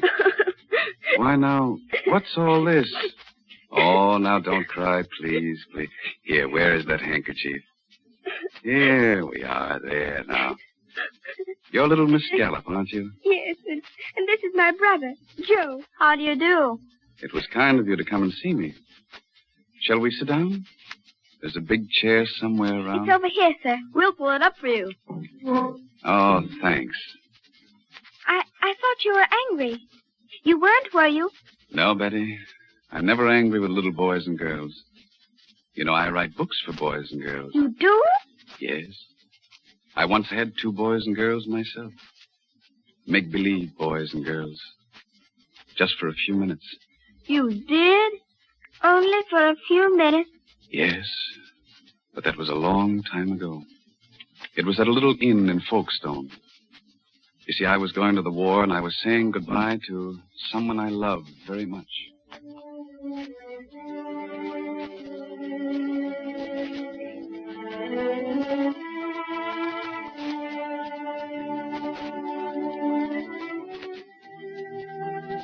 Ellen. Ellen, what a feast. What a gorgeous feast. Chicken and wine. And such a beautiful lady. And the flowers.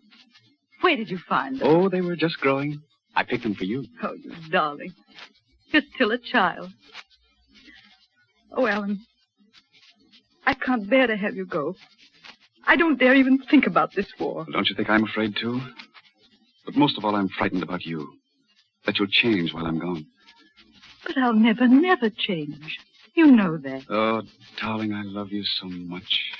I always will. Always. Oh, my dear. I wanted to hear that so badly. Oh, but, darling, surely you know. But I've never really been sure. Might be just because we've grown up together. You see, I've always been around. I know. When I first looked through the bars of my crib, there you were. When I saw my first tree, you were in it peering down. My first bird, my first squirrel. You were always there. That's what makes me afraid sometimes. You may be just used to me. You may meet some other girl. Why, you sweet idiot, don't ever say that. Why, if you weren't there, I'd stop living. We'll always be together, Ellen. When you come back. Always. Ellen, what's that noise? It's just the guns in France, Kitty. You can hear them from the coast when the wind is this way. They frighten me. And all those men we passed coming down here. Thousands and thousands of them. All going to war. All leaving someone. In a little while, you'll be gone with the rest of them. Now, listen, darling. We've got to play a game. But I can't. Will you play, Kitty? Yes. Yes, Ellen. We must pretend there are no goodbyes tonight. And that the only time I'll ever have to leave you for the rest of our lives is to buy us both a loaf of bread and a bottle of milk. And we've really been married for years, haven't we, Ellen? Instead of just engaged. Our children are all sitting around the table. Don't you see them? Oh, yes, there's Agatha and Bertram. Ellen, don't you think the children should be in bed? Now, first I want to say a few words to them, my dear. Agatha, Bertram, Mamie, and Harold. This is your parents' 25th wedding anniversary. 15th, Ellen. Now, my dear, please. Children, 25 years ago today, your mother married your father. Your mother was a lovely sight. And your father, children. Kitty, can't you do anything with Mimi? She just bit little Harold. Mimi, come to order.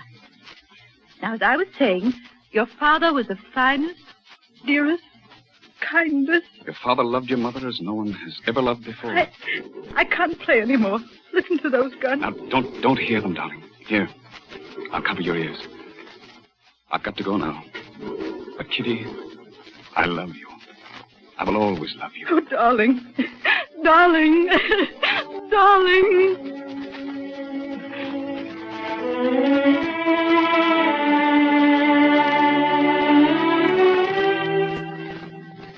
But you loved your children, didn't you, Mr. Trent? Even if you only had them for a few minutes? Yes, I love them very much. Come here and let's have a look at you, Betty. How can you? With my fingers. Let's see now. Oh, why, this is a nice, perky little face. Turned up nose, dimpled chin. Now I know just what you're like. Now do, Joe. Like to have a look at me?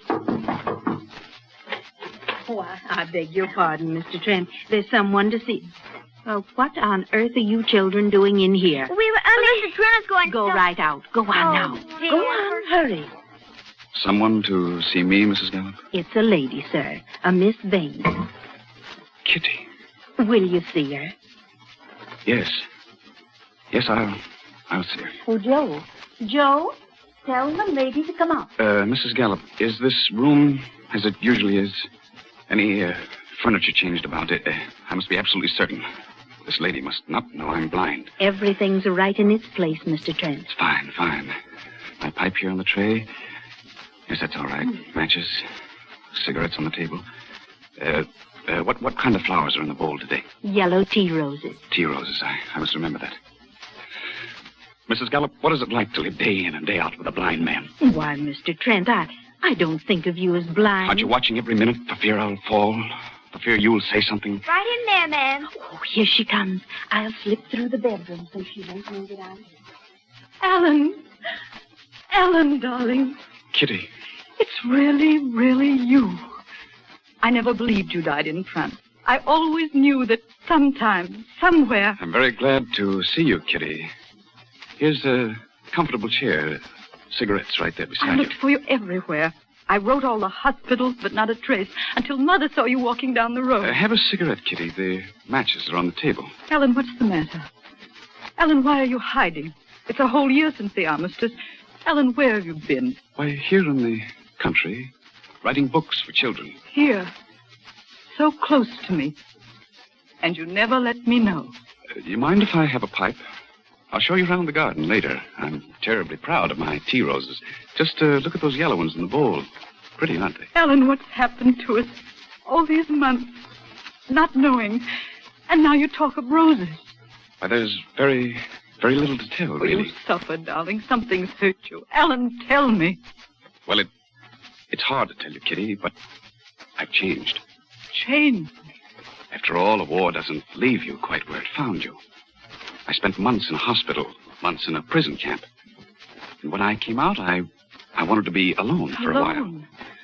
Oh, Alan. I always meant to come back someday, but, well, I just didn't get around to it. Alan, look at me. Why don't you look at me? You stopped loving me. Is that it, Alan? I love you, Kitty. But in a different way. I see. I understand. Forgive me, Alan.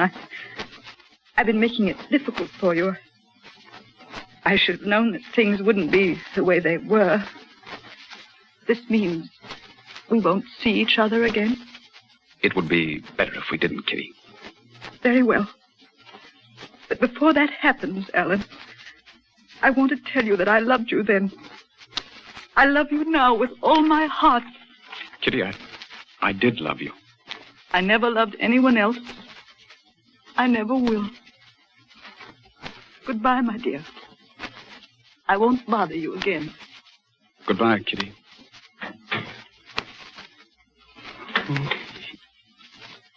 Come in, Mrs. Gallup.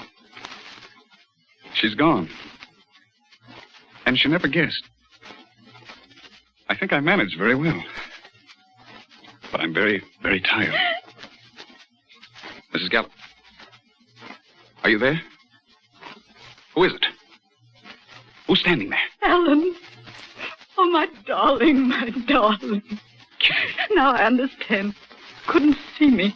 You couldn't tell me that Kitty, you were... don't. I'm here, darling. Right in front of you. Put your arms round me. Hold me tight. Kitty, stop. Think what it means. Years and years of waiting on me, taking care of me. But it means I'll be alive again, Ellen. How could you know me so little? I'm blind, Kitty, blind. Worse than a baby to take care of. You'll never be alone again, darling. Wherever you are, I'll be with you. Always. Always.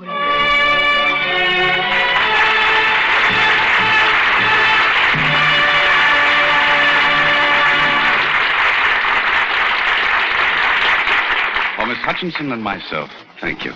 The Chase and Sanborn Hour with W.C. Fields, Edgar Bergen and Charlie McCarthy, Josephine Hutchinson, Dorothy Lamour, Jose Iturbe, and Werner Jansen continues in just a moment. And we'll get back to the Chase and Sanborn Hour 89 years ago, May 30th, 1937, here on Classic Radio Theater with Wyatt Cox.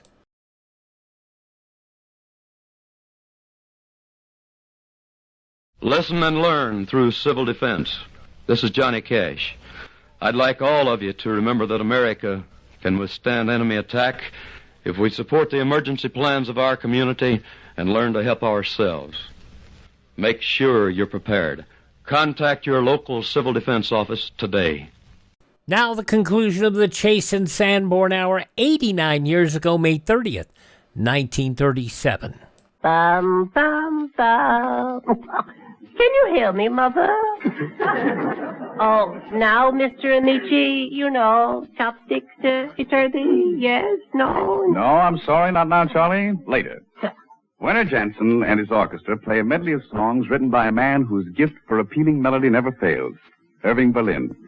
For years, we've listened to his tunes, danced to them, asked for them, and looked forward to them. And I'm sure you'll recognize your old favorites and some new ones, too, in the Berlin Fantasy.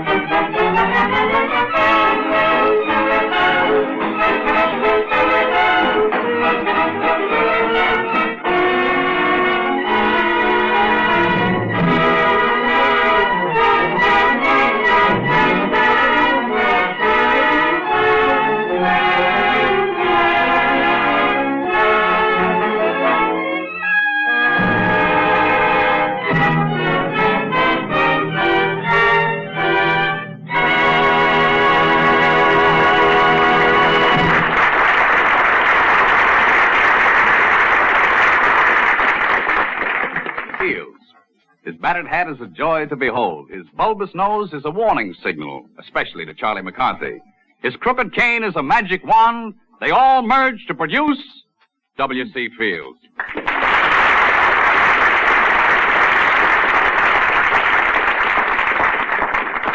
Well, how you feeling, Bill? I'm feeling fine, Don. I just finished reading the synopsis of my new picture, The High Cost of Dying.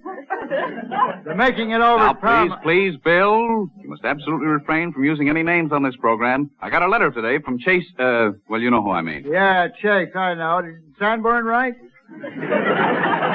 I got a letter from the both. I'll read it to you. There it is. Mr. W.C. Fields, Esquire. Care of Townsend Club. Idlewild Lodge, local number 6, Cucamonga, California. Now, please, Bill, do you have to read all that? Oh, just a moment. Dear W.C. Bill, there's no use going any further. Yeah, that's far enough, yeah. We're calling your attention to your remarks of the 29th ultimo, which cars will be forced to communicate with you prior to the 6th Proximo. What's all this ultimo Proximo business? I don't know, and I don't care. Oh, so you won't be dragged into it, eh? Yes, Chase and Sanborn. Bill, please. I'm still reading. Paramount. I guess there's no way to put a stop to this. Here's a letter. Right here, I'd be patient on the matter. In conclusion, we tell you, all we seem to hear from you each week is Paramount, Paramount, Bill, listen. Yours most respectfully, Chase and Sanborn.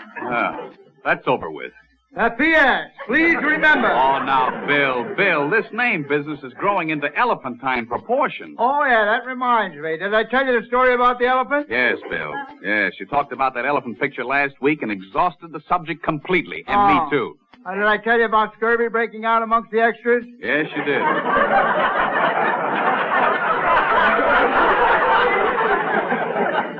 Did I tell you there weren't enough ambulances to take him off the hospital? I didn't tell you that, did I? No, you didn't tell me that. Oh, there you are. We tied a Pullman car on the side of an elephant and packed the extras into that. One big, strong elephant called Tom. Did I tell you about Tom? No, you didn't, but don't bother. We strapped a dining car on each side of him. He carried one under his trunk. We tried to hang one on his tail, but he wouldn't stand for it. Every time he tried to switch the flies off him, we had a train wreck. Well, what happened when you got to the hospital? Oh, yes. Clang, clang, clang. What is the sound I hear? Bill. The ambulance is coming. Bill, you've got this all mixed up. It isn't you going to the hospital this time. This was the extras. Oh, yes. Thanks, Don. Thanks very much. On our way to the hospitals, one of the porters left a window open in the Pullman car, and the elephants caught scurvy. You ever hear of elephant scurvy? No, I can't say that I did. I'll remind me to tell you about it. All the elephants caught scurvy except Sophie. I once had an aunt named Sophie. She tried to do away with herself by hurling her buxom body at the rear of a train. Now, wait a minute, Bill. Huh? People usually hurl themselves in front of a train. Everybody does, yes, that's right. But Aunt Sophie was very backward. And you know, Don, she's as hale and hearty today as though she'd never taken a drink in her life. Now, look, Bill. What happened when the elephants got to the hospital? What'd you say? I said, what happened when the elephants got to the hospital? Oh, they wouldn't let them in the hospital. They gave us some lame excuse about the beds all being occupied. Now, did we get into trouble with those elephants? Pull up your chair, man. Speaking of old devil trouble, here comes Charlie McCarthy. Say, Bill, I don't think you ought to continue having any arguments with him. Everybody's talking about your feud. I wouldn't dignify him by having a feud. Oh, no. Don't be vindictive, Bill. I'm not vindictive, but I certainly don't want that cord of wood on my knee. If Bergen wants to sit there, it's okay. But I don't want any part of him, Don. Did you ever get oak poisoning?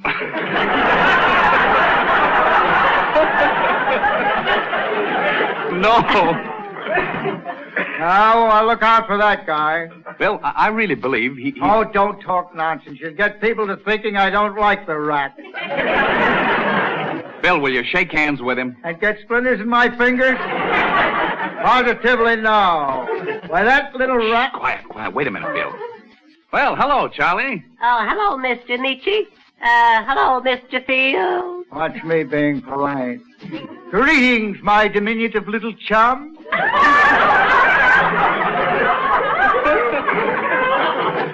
I trust you are feeling fit this evening? Oh, thank you, Mr. Field. I hope you're feeling fit. I am, fit to be tied. Well, Mr. Fields, I brought you a bouquet of flowers. What's he talking about now? As a token of my friendship, a little nosegay. Here it comes. I hope you'll like it. I've taken enough from that guy. Why, what's the matter, Bill? Look at that nosegay. Dog blossoms, poison ivy, and redwood for a nosegay. Redwood for a nosegay, and an ample bit of it, too. Go away, or I'll throw a grub on you.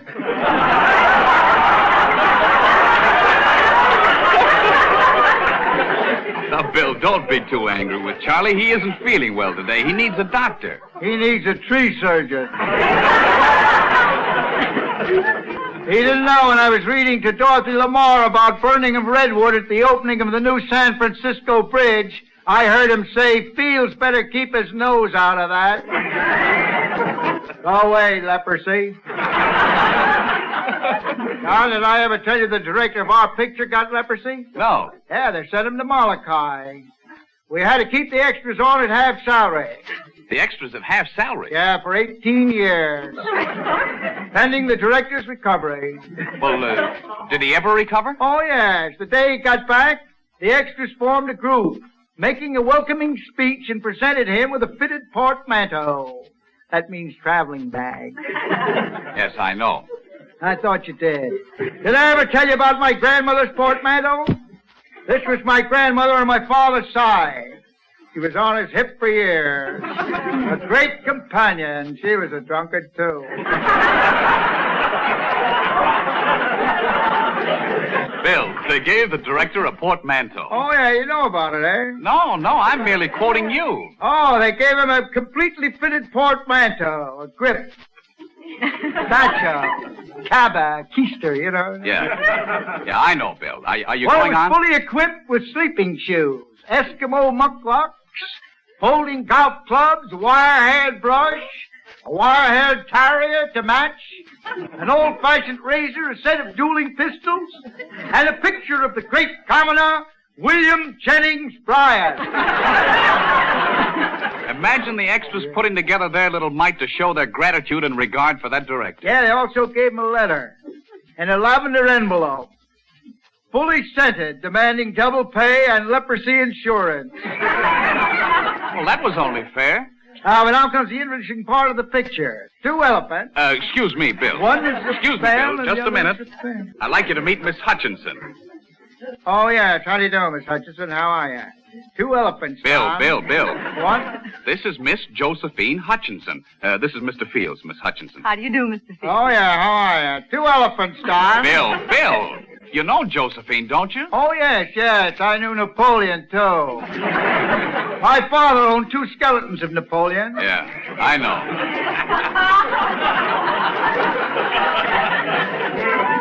One when he was a little boy and one when he was grown up. Oh, yeah. Go ahead.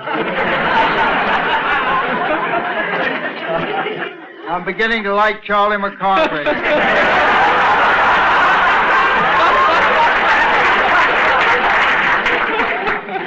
Well, anyhow, you ought to know Josephine Hutchinson. Remember that grand performance she gave as Alice in Alice in Wonderland? Oh, yes. How are you, Alice?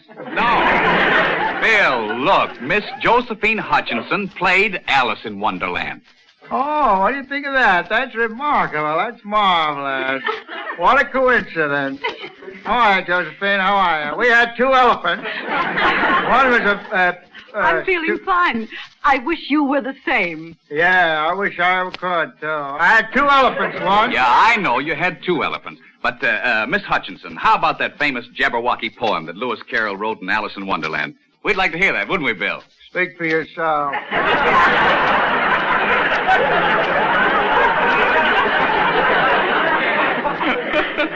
Let me out of this. Why don't you get rid of her? I want to tell you about the elephant. Alice in Wonderland. Oh, yes, I know. I played the egg in the picture version. Oh, really? I know. You must have been the egg that fell off that 12-foot wall. What a memory you have. Mr. Fields, I've often wondered, when you fell off that wall, did you crack up? I didn't bounce. Miss Hutchinson, how about Jabberwocky? Oh, the poem sounds rather silly, but it's amusing. So I fear nothing, and here goes. 'Twas brillig and the slithy toves. Did she say slimy toves? Quiet, Bill. Did gyre and gimble in the waves. Wait, she and her chopsticks.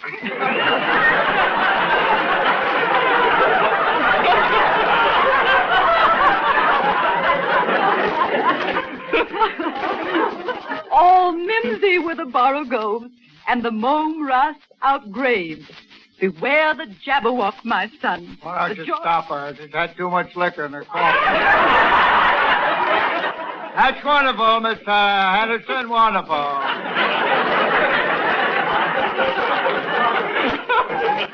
Did you ever... Say, don't you ever hear this one? Ruley cob, brittle cob trove, rule, crab drawer, Julio brob, knock McClure draw, Freebie Krantz, room. Pretty little thing, actually, cut down. Bill, that's great. But Miss Hutchinson was reciting a poem. Oh, yeah, how rude of you, Don. Go ahead.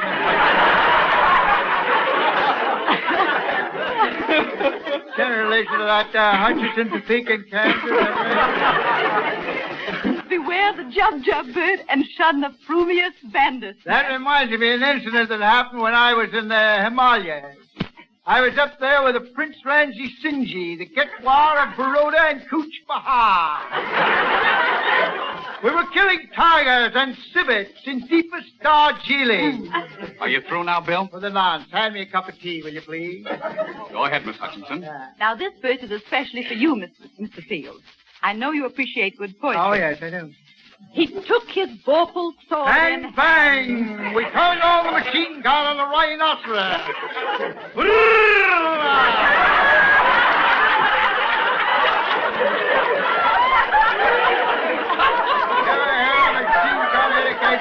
Long time the Manx and foe he sought. The bullet struck against the rhinoceros' thick hide and nonchalantly dropped to the ground. So rested he by the tum-tum tree. The rhinoceros looked up at us with a grateful smile, licked up the bullets with her great big tongue, and stood a while in thought. And so she licked the bullets up with her big tongue. She thought we were feeding her Russian caviar. And as in uppish thought... Royal caviar, $80 a Thank you, Josephine. Thank you.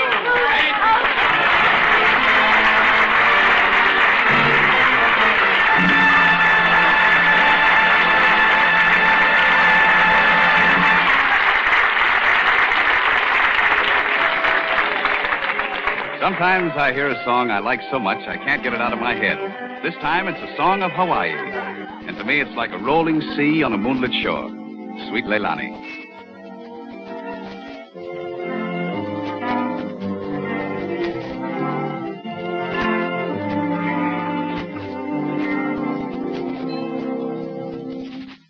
Sweet Leilani,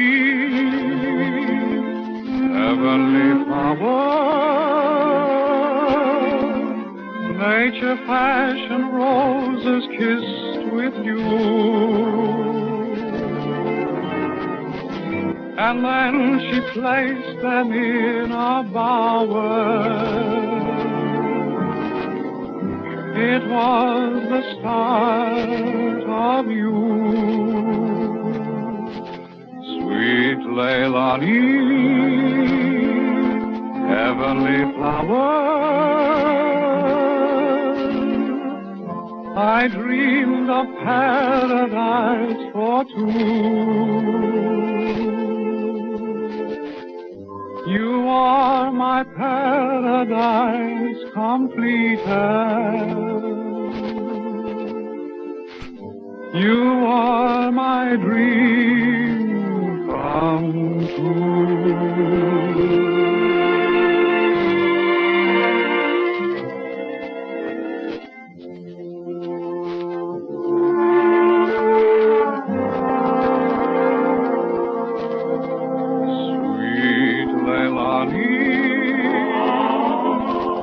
Heavenly flower, nature passion roses kissed with you.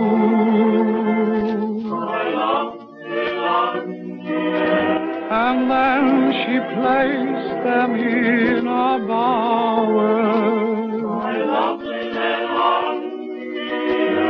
It was the stars of you.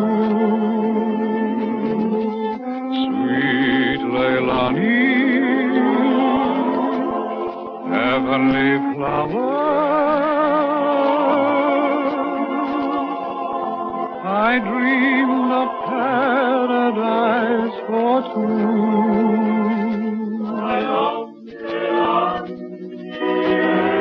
You are my paradise completed.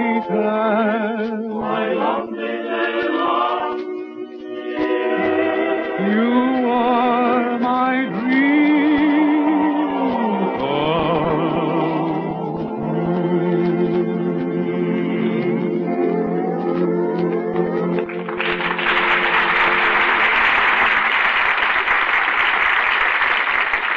Every summer, iced coffee becomes more and more of a favorite as a warm weather drink. But when you make it, please remember that unless you're careful, melting ice can dilute the flavor. So take two precautions.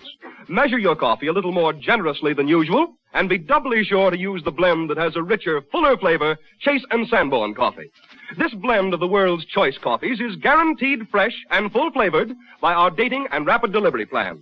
As soon as it's roasted, we rush it straight to your grocer, clearly marked with the delivery date, so you always get Chase and Sanborn dated coffee at the peak of its marvelous flavor. What's more, dating does away with the need for costly containers. Instead, we use an economical dated bag that saves you money. Enjoy this delicious coffee often, hot or iced. Buy a pound of Chase and Sanborn dated coffee from your grocer tomorrow.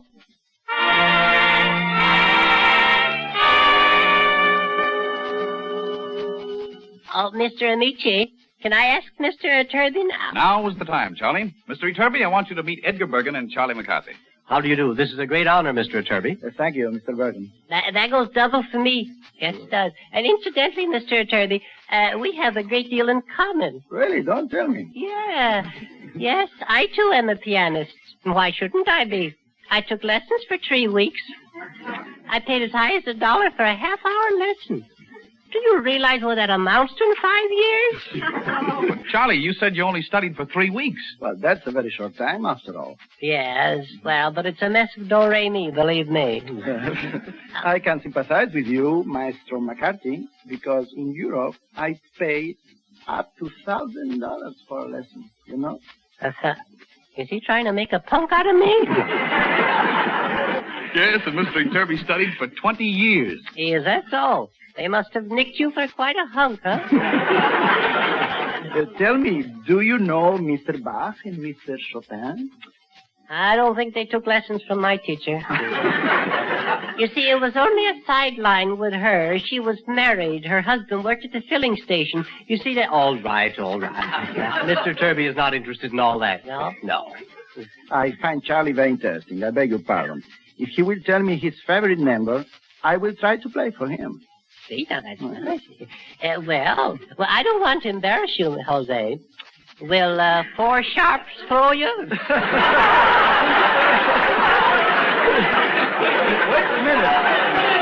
Wait a minute. It will be difficult, but for you, I'll try it. All right. My favorite number is Chopsticks. I used to knock him in the aisles with that number. All right, but may I suggest Parsifal without the orchestra or with the orchestra? Yes, you may suggest it, but I still want chopsticks. And then there's Tchaikovsky's Symphony Pathétique. Yes. Gentlemen, my mind is made up. It's chopstick, and I am not to be dickered with. Why must you be so rude, Charlie? I haven't forgotten that $1,000 a lesson crack you made. I see. And I don't think he can even play chopsticks. If any man, not to mention any names, if he can play it, I think he should come right out and say so rather than beat around the piano. All right, okay. I accept. I'm going to play for you, Chopsticks, but may I ask you, in which key do you prefer? Which, getting technical, huh? Well, Charlie, you've asked for it, and you're going to get it. Jose Iturbe plays Chopsticks.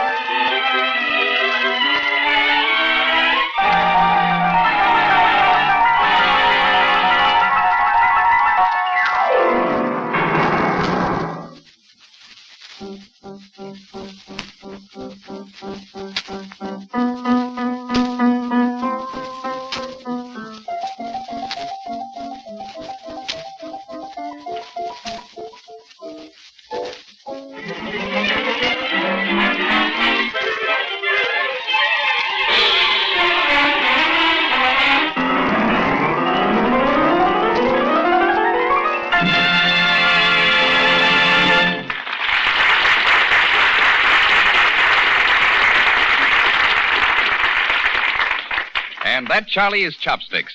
I've been framed, that's what I did. Yes, frankly, Charlie, you were. And the framers were Werner Jansen, who made that great musical arrangement, and, of course, Jose Iturbe at the piano. Next Sunday at the same time, W.C. Fields, Edgar Bergen, and Charlie McCarthy, Dorothy Lamour, Werner Jansen, and I will have as our guests Ray Middleton and Constance Bennett. Until then, this is yours sincerely, Don Ameche, saying au revoir.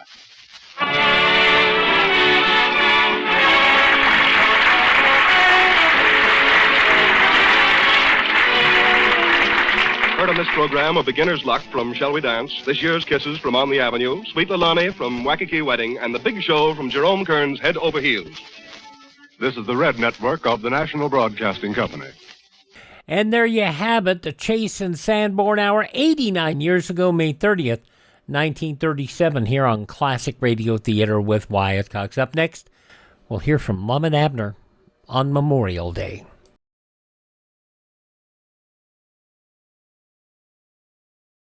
Civil defense is common sense. This is Boris Karloff. No one can guarantee the survival of every home during a nuclear war, but a strong civil defense can save millions of lives.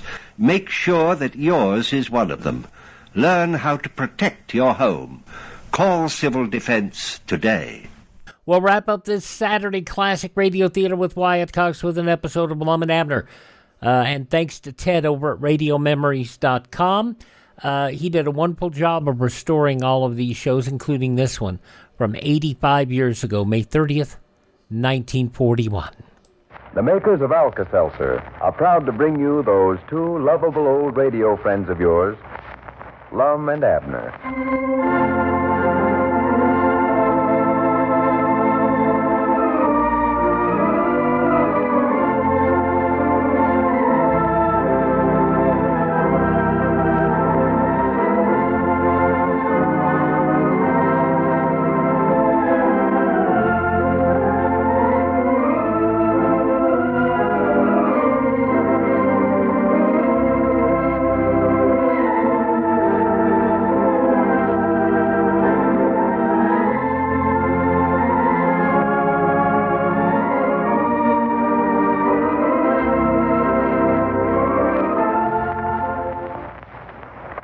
Friends, today's Decoration Day, and Lum and Abner join me in hoping all of you had an enjoyable holiday.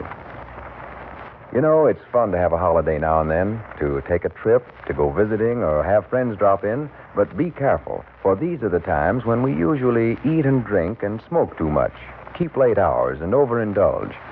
Now, you know, of course, that it's never wise to go to excess in anything you do, but if you forget your better judgment over this weekend, be sure to remember Alka-Seltzer. Yes, Alka-Seltzer comes to your rescue fast when too good a time causes you to be distressed by a headache, an upset stomach, acid indigestion, or that miserable morning after feeling. Well, thanks to the unique combination of scientifically tested ingredients which it contains, Alka-Seltzer offers surprisingly fast relief in all of these common after-the-party ills. So be prepared. Wherever you go, take along your Alka-Seltzer, and never be without a package of Alka-Seltzer tablets in your home, especially when your weekend plans call for big times.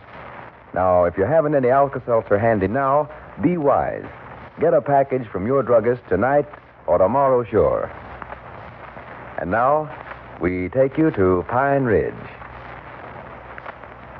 Well, today being Memorial Day, Lum and Abner are taking a holiday from their duties at the Jot 'em Down store.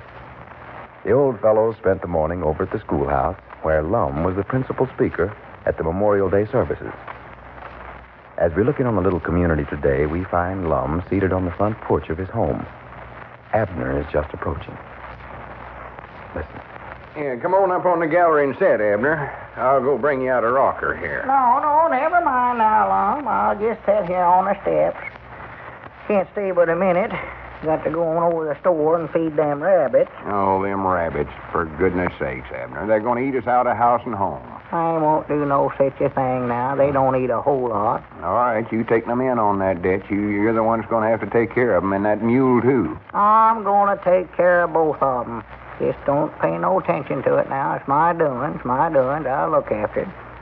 I just come by to tell you, Lum, that I thought you done uncommonly well on your Memorial Day speech over at the schoolhouse a while ago. Oh, well, thank you, Abner. I thought I'd done right good myself. A little pushed for time. Never half covered the subject. Well, you talked for better than 2 hours. Yeah, I could have spoke for half a day, though, and still not said all I know. No. Well, I thought you done all right. There weren't many of them got up and left before you got done. Yeah, I just meant there's some more I could have said if I could have thought of it. Yeah, sure. I swan that Mose Moots can make some of the funniest remarks of every feller I ever knowed. Mose? Yeah. Oh, yeah, that Mose is a wit, all right. I had to laugh at something he said down there today while you was talking. You'd been going about an hour and a half, I reckon, and me and Mose and some of the others are sitting back there in the back window. And, well, you know how dry he is. Oh, yeah, he's a case, that feller. All at once he turned around and said, you know, that Lum Eddard would be a good out-loud talker if he just had somebody to help him out. Somebody to help me out? Yeah. He said that you could make the speech all right, but that you ought to have somebody there to knock you in the head when you got done. Mose said that? Yeah. That's what they's all laughing about back here when you look back there and glared at us. It's a fine howdy-do. Fine how-do-you-do, I must say.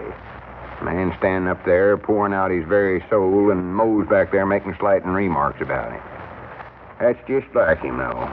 I wouldn't trust him no further than I could pack a piney with one hand. Yeah, well, Lum, he just said... How much is he owing us down there at the store? Well, he don't owe us nothing. Mose always pays up in full the first of every month. Yeah, that's right. Well, just don't let him have nothing else down there on a credit. You mean not to put nothing else on the books for him? No, sir. I believe we're just taking too much of a risk on him. Why, Lum, Mose has always had the name of being honest and upright in his dealing. Yeah, I know he has up to now. But there's always a first time to everything. There's a feller that's going to beat somebody someday, and I just don't want to take chances on it being us.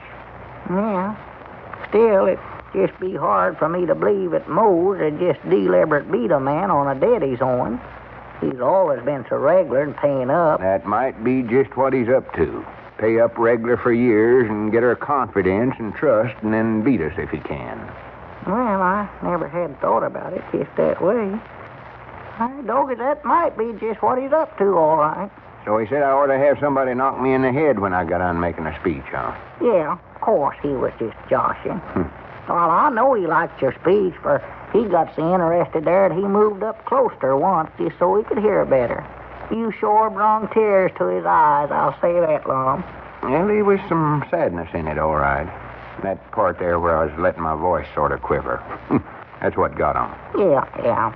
Well, he made the remark sitting there. He says, old Lum could come nigher hitting a nail on the head than every feller he ever heard do out loud talking. Who said that? Mose. I thought you said he was making fun of my speech making. Oh, no. He's just joshing about having somebody knock you in the head when you got done. No, he just went on about what a good speech it is, yeah. He did, huh? Oh, yeah. I think most of them enjoyed it. Well, a gathering like we had down there today is a good thing. Fine for the community. Well, I don't know where it is or not, Lum. Always ends up in some hard feelings. Grandpappy Spears and Grandpa Masters ain't on speaking terms for about 3 months after every Memorial Day. About the time they get things patched up, why, here comes another, and then they're at it again. Arguing about which was the greatest general, Grant or Lee. Argue. Yeah, but they get a sight of enjoyment out of it. I just thought when I was up there talking a while ago, that was an awful pretty sight. Grandpappy Spears and Grandpa Masters sitting down there together. One of them wearing the blue and the other in the gray. Best of friends. Yeah, I bound you they'll have a fight before the day's over. Well, to tell you the truth, Abner, I think putting on them uniforms sort of gets them stirred up all over again. Yeah, I reckon so. It must. Something does. To me, that's one of the most inspiringest sights I ever seen. Them two old fellers that goes around here ordinary, all bent over and can't hardly navigate. Granny's the minute they put on one of them uniforms, they throw out their chest and start prancing like they were 16-year-olds. Oh, yeah. Grandpappy Spears puts me in mind of a little banty rooster strutting around. Yeah. That uniform of his fits him about like a shirt on a broom handle.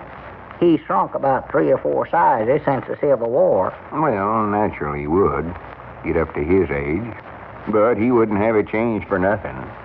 He'll pack it away tonight till next year and salt it down good with mothballs. Yeah. Lord me, you could smell them mothballs today the minute they come Yeah, in. I know it. 2 or 3 of them dropped out of their pockets while they were sitting there. Yeah, I know. I heard him hit the floor and roll down towards the front there. Well, that little boy Homer Rankins went down there and picked up one and put it in his mouth and ate it. Was that what that commotion was about? Why, sure. His mommy grabbed him and raced outside with him. I thought maybe she just left on account of she never liked the speech. Oh, no. That's what the trouble was, little boy. Well, I was going to say I tried my best not to say nothing to hurt nobody's feelings. Well, I don't know now. You cut the dirt right out from some of them's feet there, Lum, when you got to talking about folks that's always criticizing this country. I noticed old Uncle Henry Lunsford sitting there twisting and squirming like a feller's being pestered by a wasp whenever you got to talking about that. Well, he ought to squirm. I was aiming that at him, too. You was, huh? Yeah, these fellers, it's always complaining about this country. Why don't they go some other country if they don't like this one? That's our trouble. We don't know when we're well off. Just look at them foreign countries. Them that ain't having war are sitting there scared to death it might break loose any minute. Yeah. We've got the greatest country in the world, and it takes a day like this to make us all stop and realize it. Memorial Day. In honor of the soldiers that give their lives so that we could have the peace that we're enjoying today. It's up to us to keep that democracy. See that the things that they fought for is preserved. Doggy's Lum, sounds like you starting off there on another speech again. I told you I never half-covered the subject down there at the schoolhouse. I bound you Mole's mooch to enjoy hearing you say all that, Lum. Yes, I wish he was down here. I do love to talk before a fella that way that knows good speaking whenever he hears it. Huh? Mose is a man that can appreciate good out-loud talking. I've always said that. Oh, yeah. It's too bad that we're going to have to cut off his credit down there at the store, though. Well, I've been thinking about that, Abner. Maybe we better go ahead and sell him stuff on a credit. No, sir, now, I don't believe we ought to do it, Lum. I think he's just been paying up regular so's he could get in debt to us and beat us. Why, he ain't no such a thing. Mose wouldn't beat nobody out of nothing, and you know it. I'm ashamed of you for even suspicioning such a thing. Well, you said so yourself a while ago. Did I say Mose? Why, sure you did. Don't you know you said... Well, I do know. I must have been thinking about somebody else. Who? Well, I don't know offhand, but anybody else but Mose. Say he liked my speech, did he? Oh, yeah, he sure did. There's a fine feller, you know it. Smart. Granny's, I'm just a good mind to copy that thing down and send it to him, so's he'll have it to keep. Oh, well, now, I wouldn't go to all that bother. I want to put it down anyway, so's I'll have it for myself next year. Next year? Yeah, they'll more than likely call on me again next year to make the speech at the Memorial Day exercises, and that way I won't have to study up no new speech. Yeah, well, I think they're going to have Squire Skimp give the speech next year, Lum. Squire Skimp? Who said so? Well, I just heard some of the boys talking. They said they thought they ought to make a change. You'd give the speech for 3-year hand running now, and they never wanted to impose on you now. Who did you hear talking? Well, some of it's on the Memorial Day Committee. Caleb Weehan and Uncle Henry Lunsford, Mose Mooch. Mose is the head of it, you know. He was the one that wanted Squire Skim. And I'll be dead blamed. So they're going to get somebody else for next year, huh? That's appreciations for you. Appreciations, I must say. Aye, Grannies, I'm just glad we decided to cut off that Mose Mooch's credit. That ornery, low-down, good-for-nothing. I wouldn't trust that feller no further than I could drop kick. You know, I wonder, what do you do when you have a headache? Well, next time, try an Alka-Seltzer. You'll feel better fast. Yes, friends, whatever you do, never let a headache get you down. Why put up with the pain and discomfort of a headache when Alka-Seltzer may bring you the very relief you want? It's so easy and pleasant to get relief the modern Alka-Seltzer way. Here, let me show you. You just drop an Alka-Seltzer tablet or two into a glass of water like this. Then watch it bubble up and dissolve.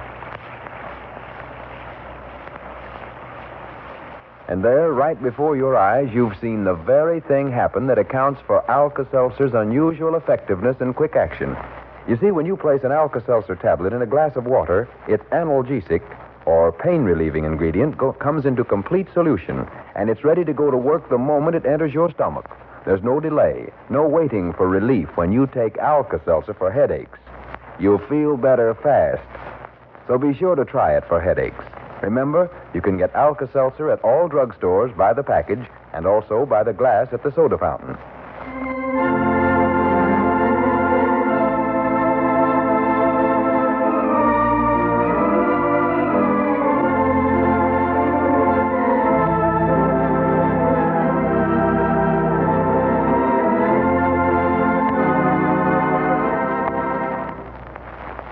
Lum and Abner will be back with you again with their own program next Monday evening. And tomorrow night, Lum and Abner will be guests on the Alka-Seltzer National Barn Dance. So listen to the Barn Dance on these same stations between 5 and 6 p.m. tomorrow night. Lou Crosby speaking. This is the National Broadcasting Company. 85 years ago, May 30th, 1941, Lum and Abner here on Classic Radio Theater with Wyatt Cox. Thanks for making us a part of your day. We're glad that you're with us, and have a great one. On Sunday, we will have more great shows, dramas this time around with the Screen Directors Playhouse production of Beyond Glory, starring Alan Ladd, adaptation of the 1948 drama. Dragnet starring Jack Webb in The Big Bindle, and Let George Do It starring Bob Bailey in The Island in the Lake, and an episode of Claudian. That's coming up on Sunday. Have yourself a great Saturday, a great weekend. We'll see you tomorrow for more Classic Radio Theater. I'm Wyatt Cox.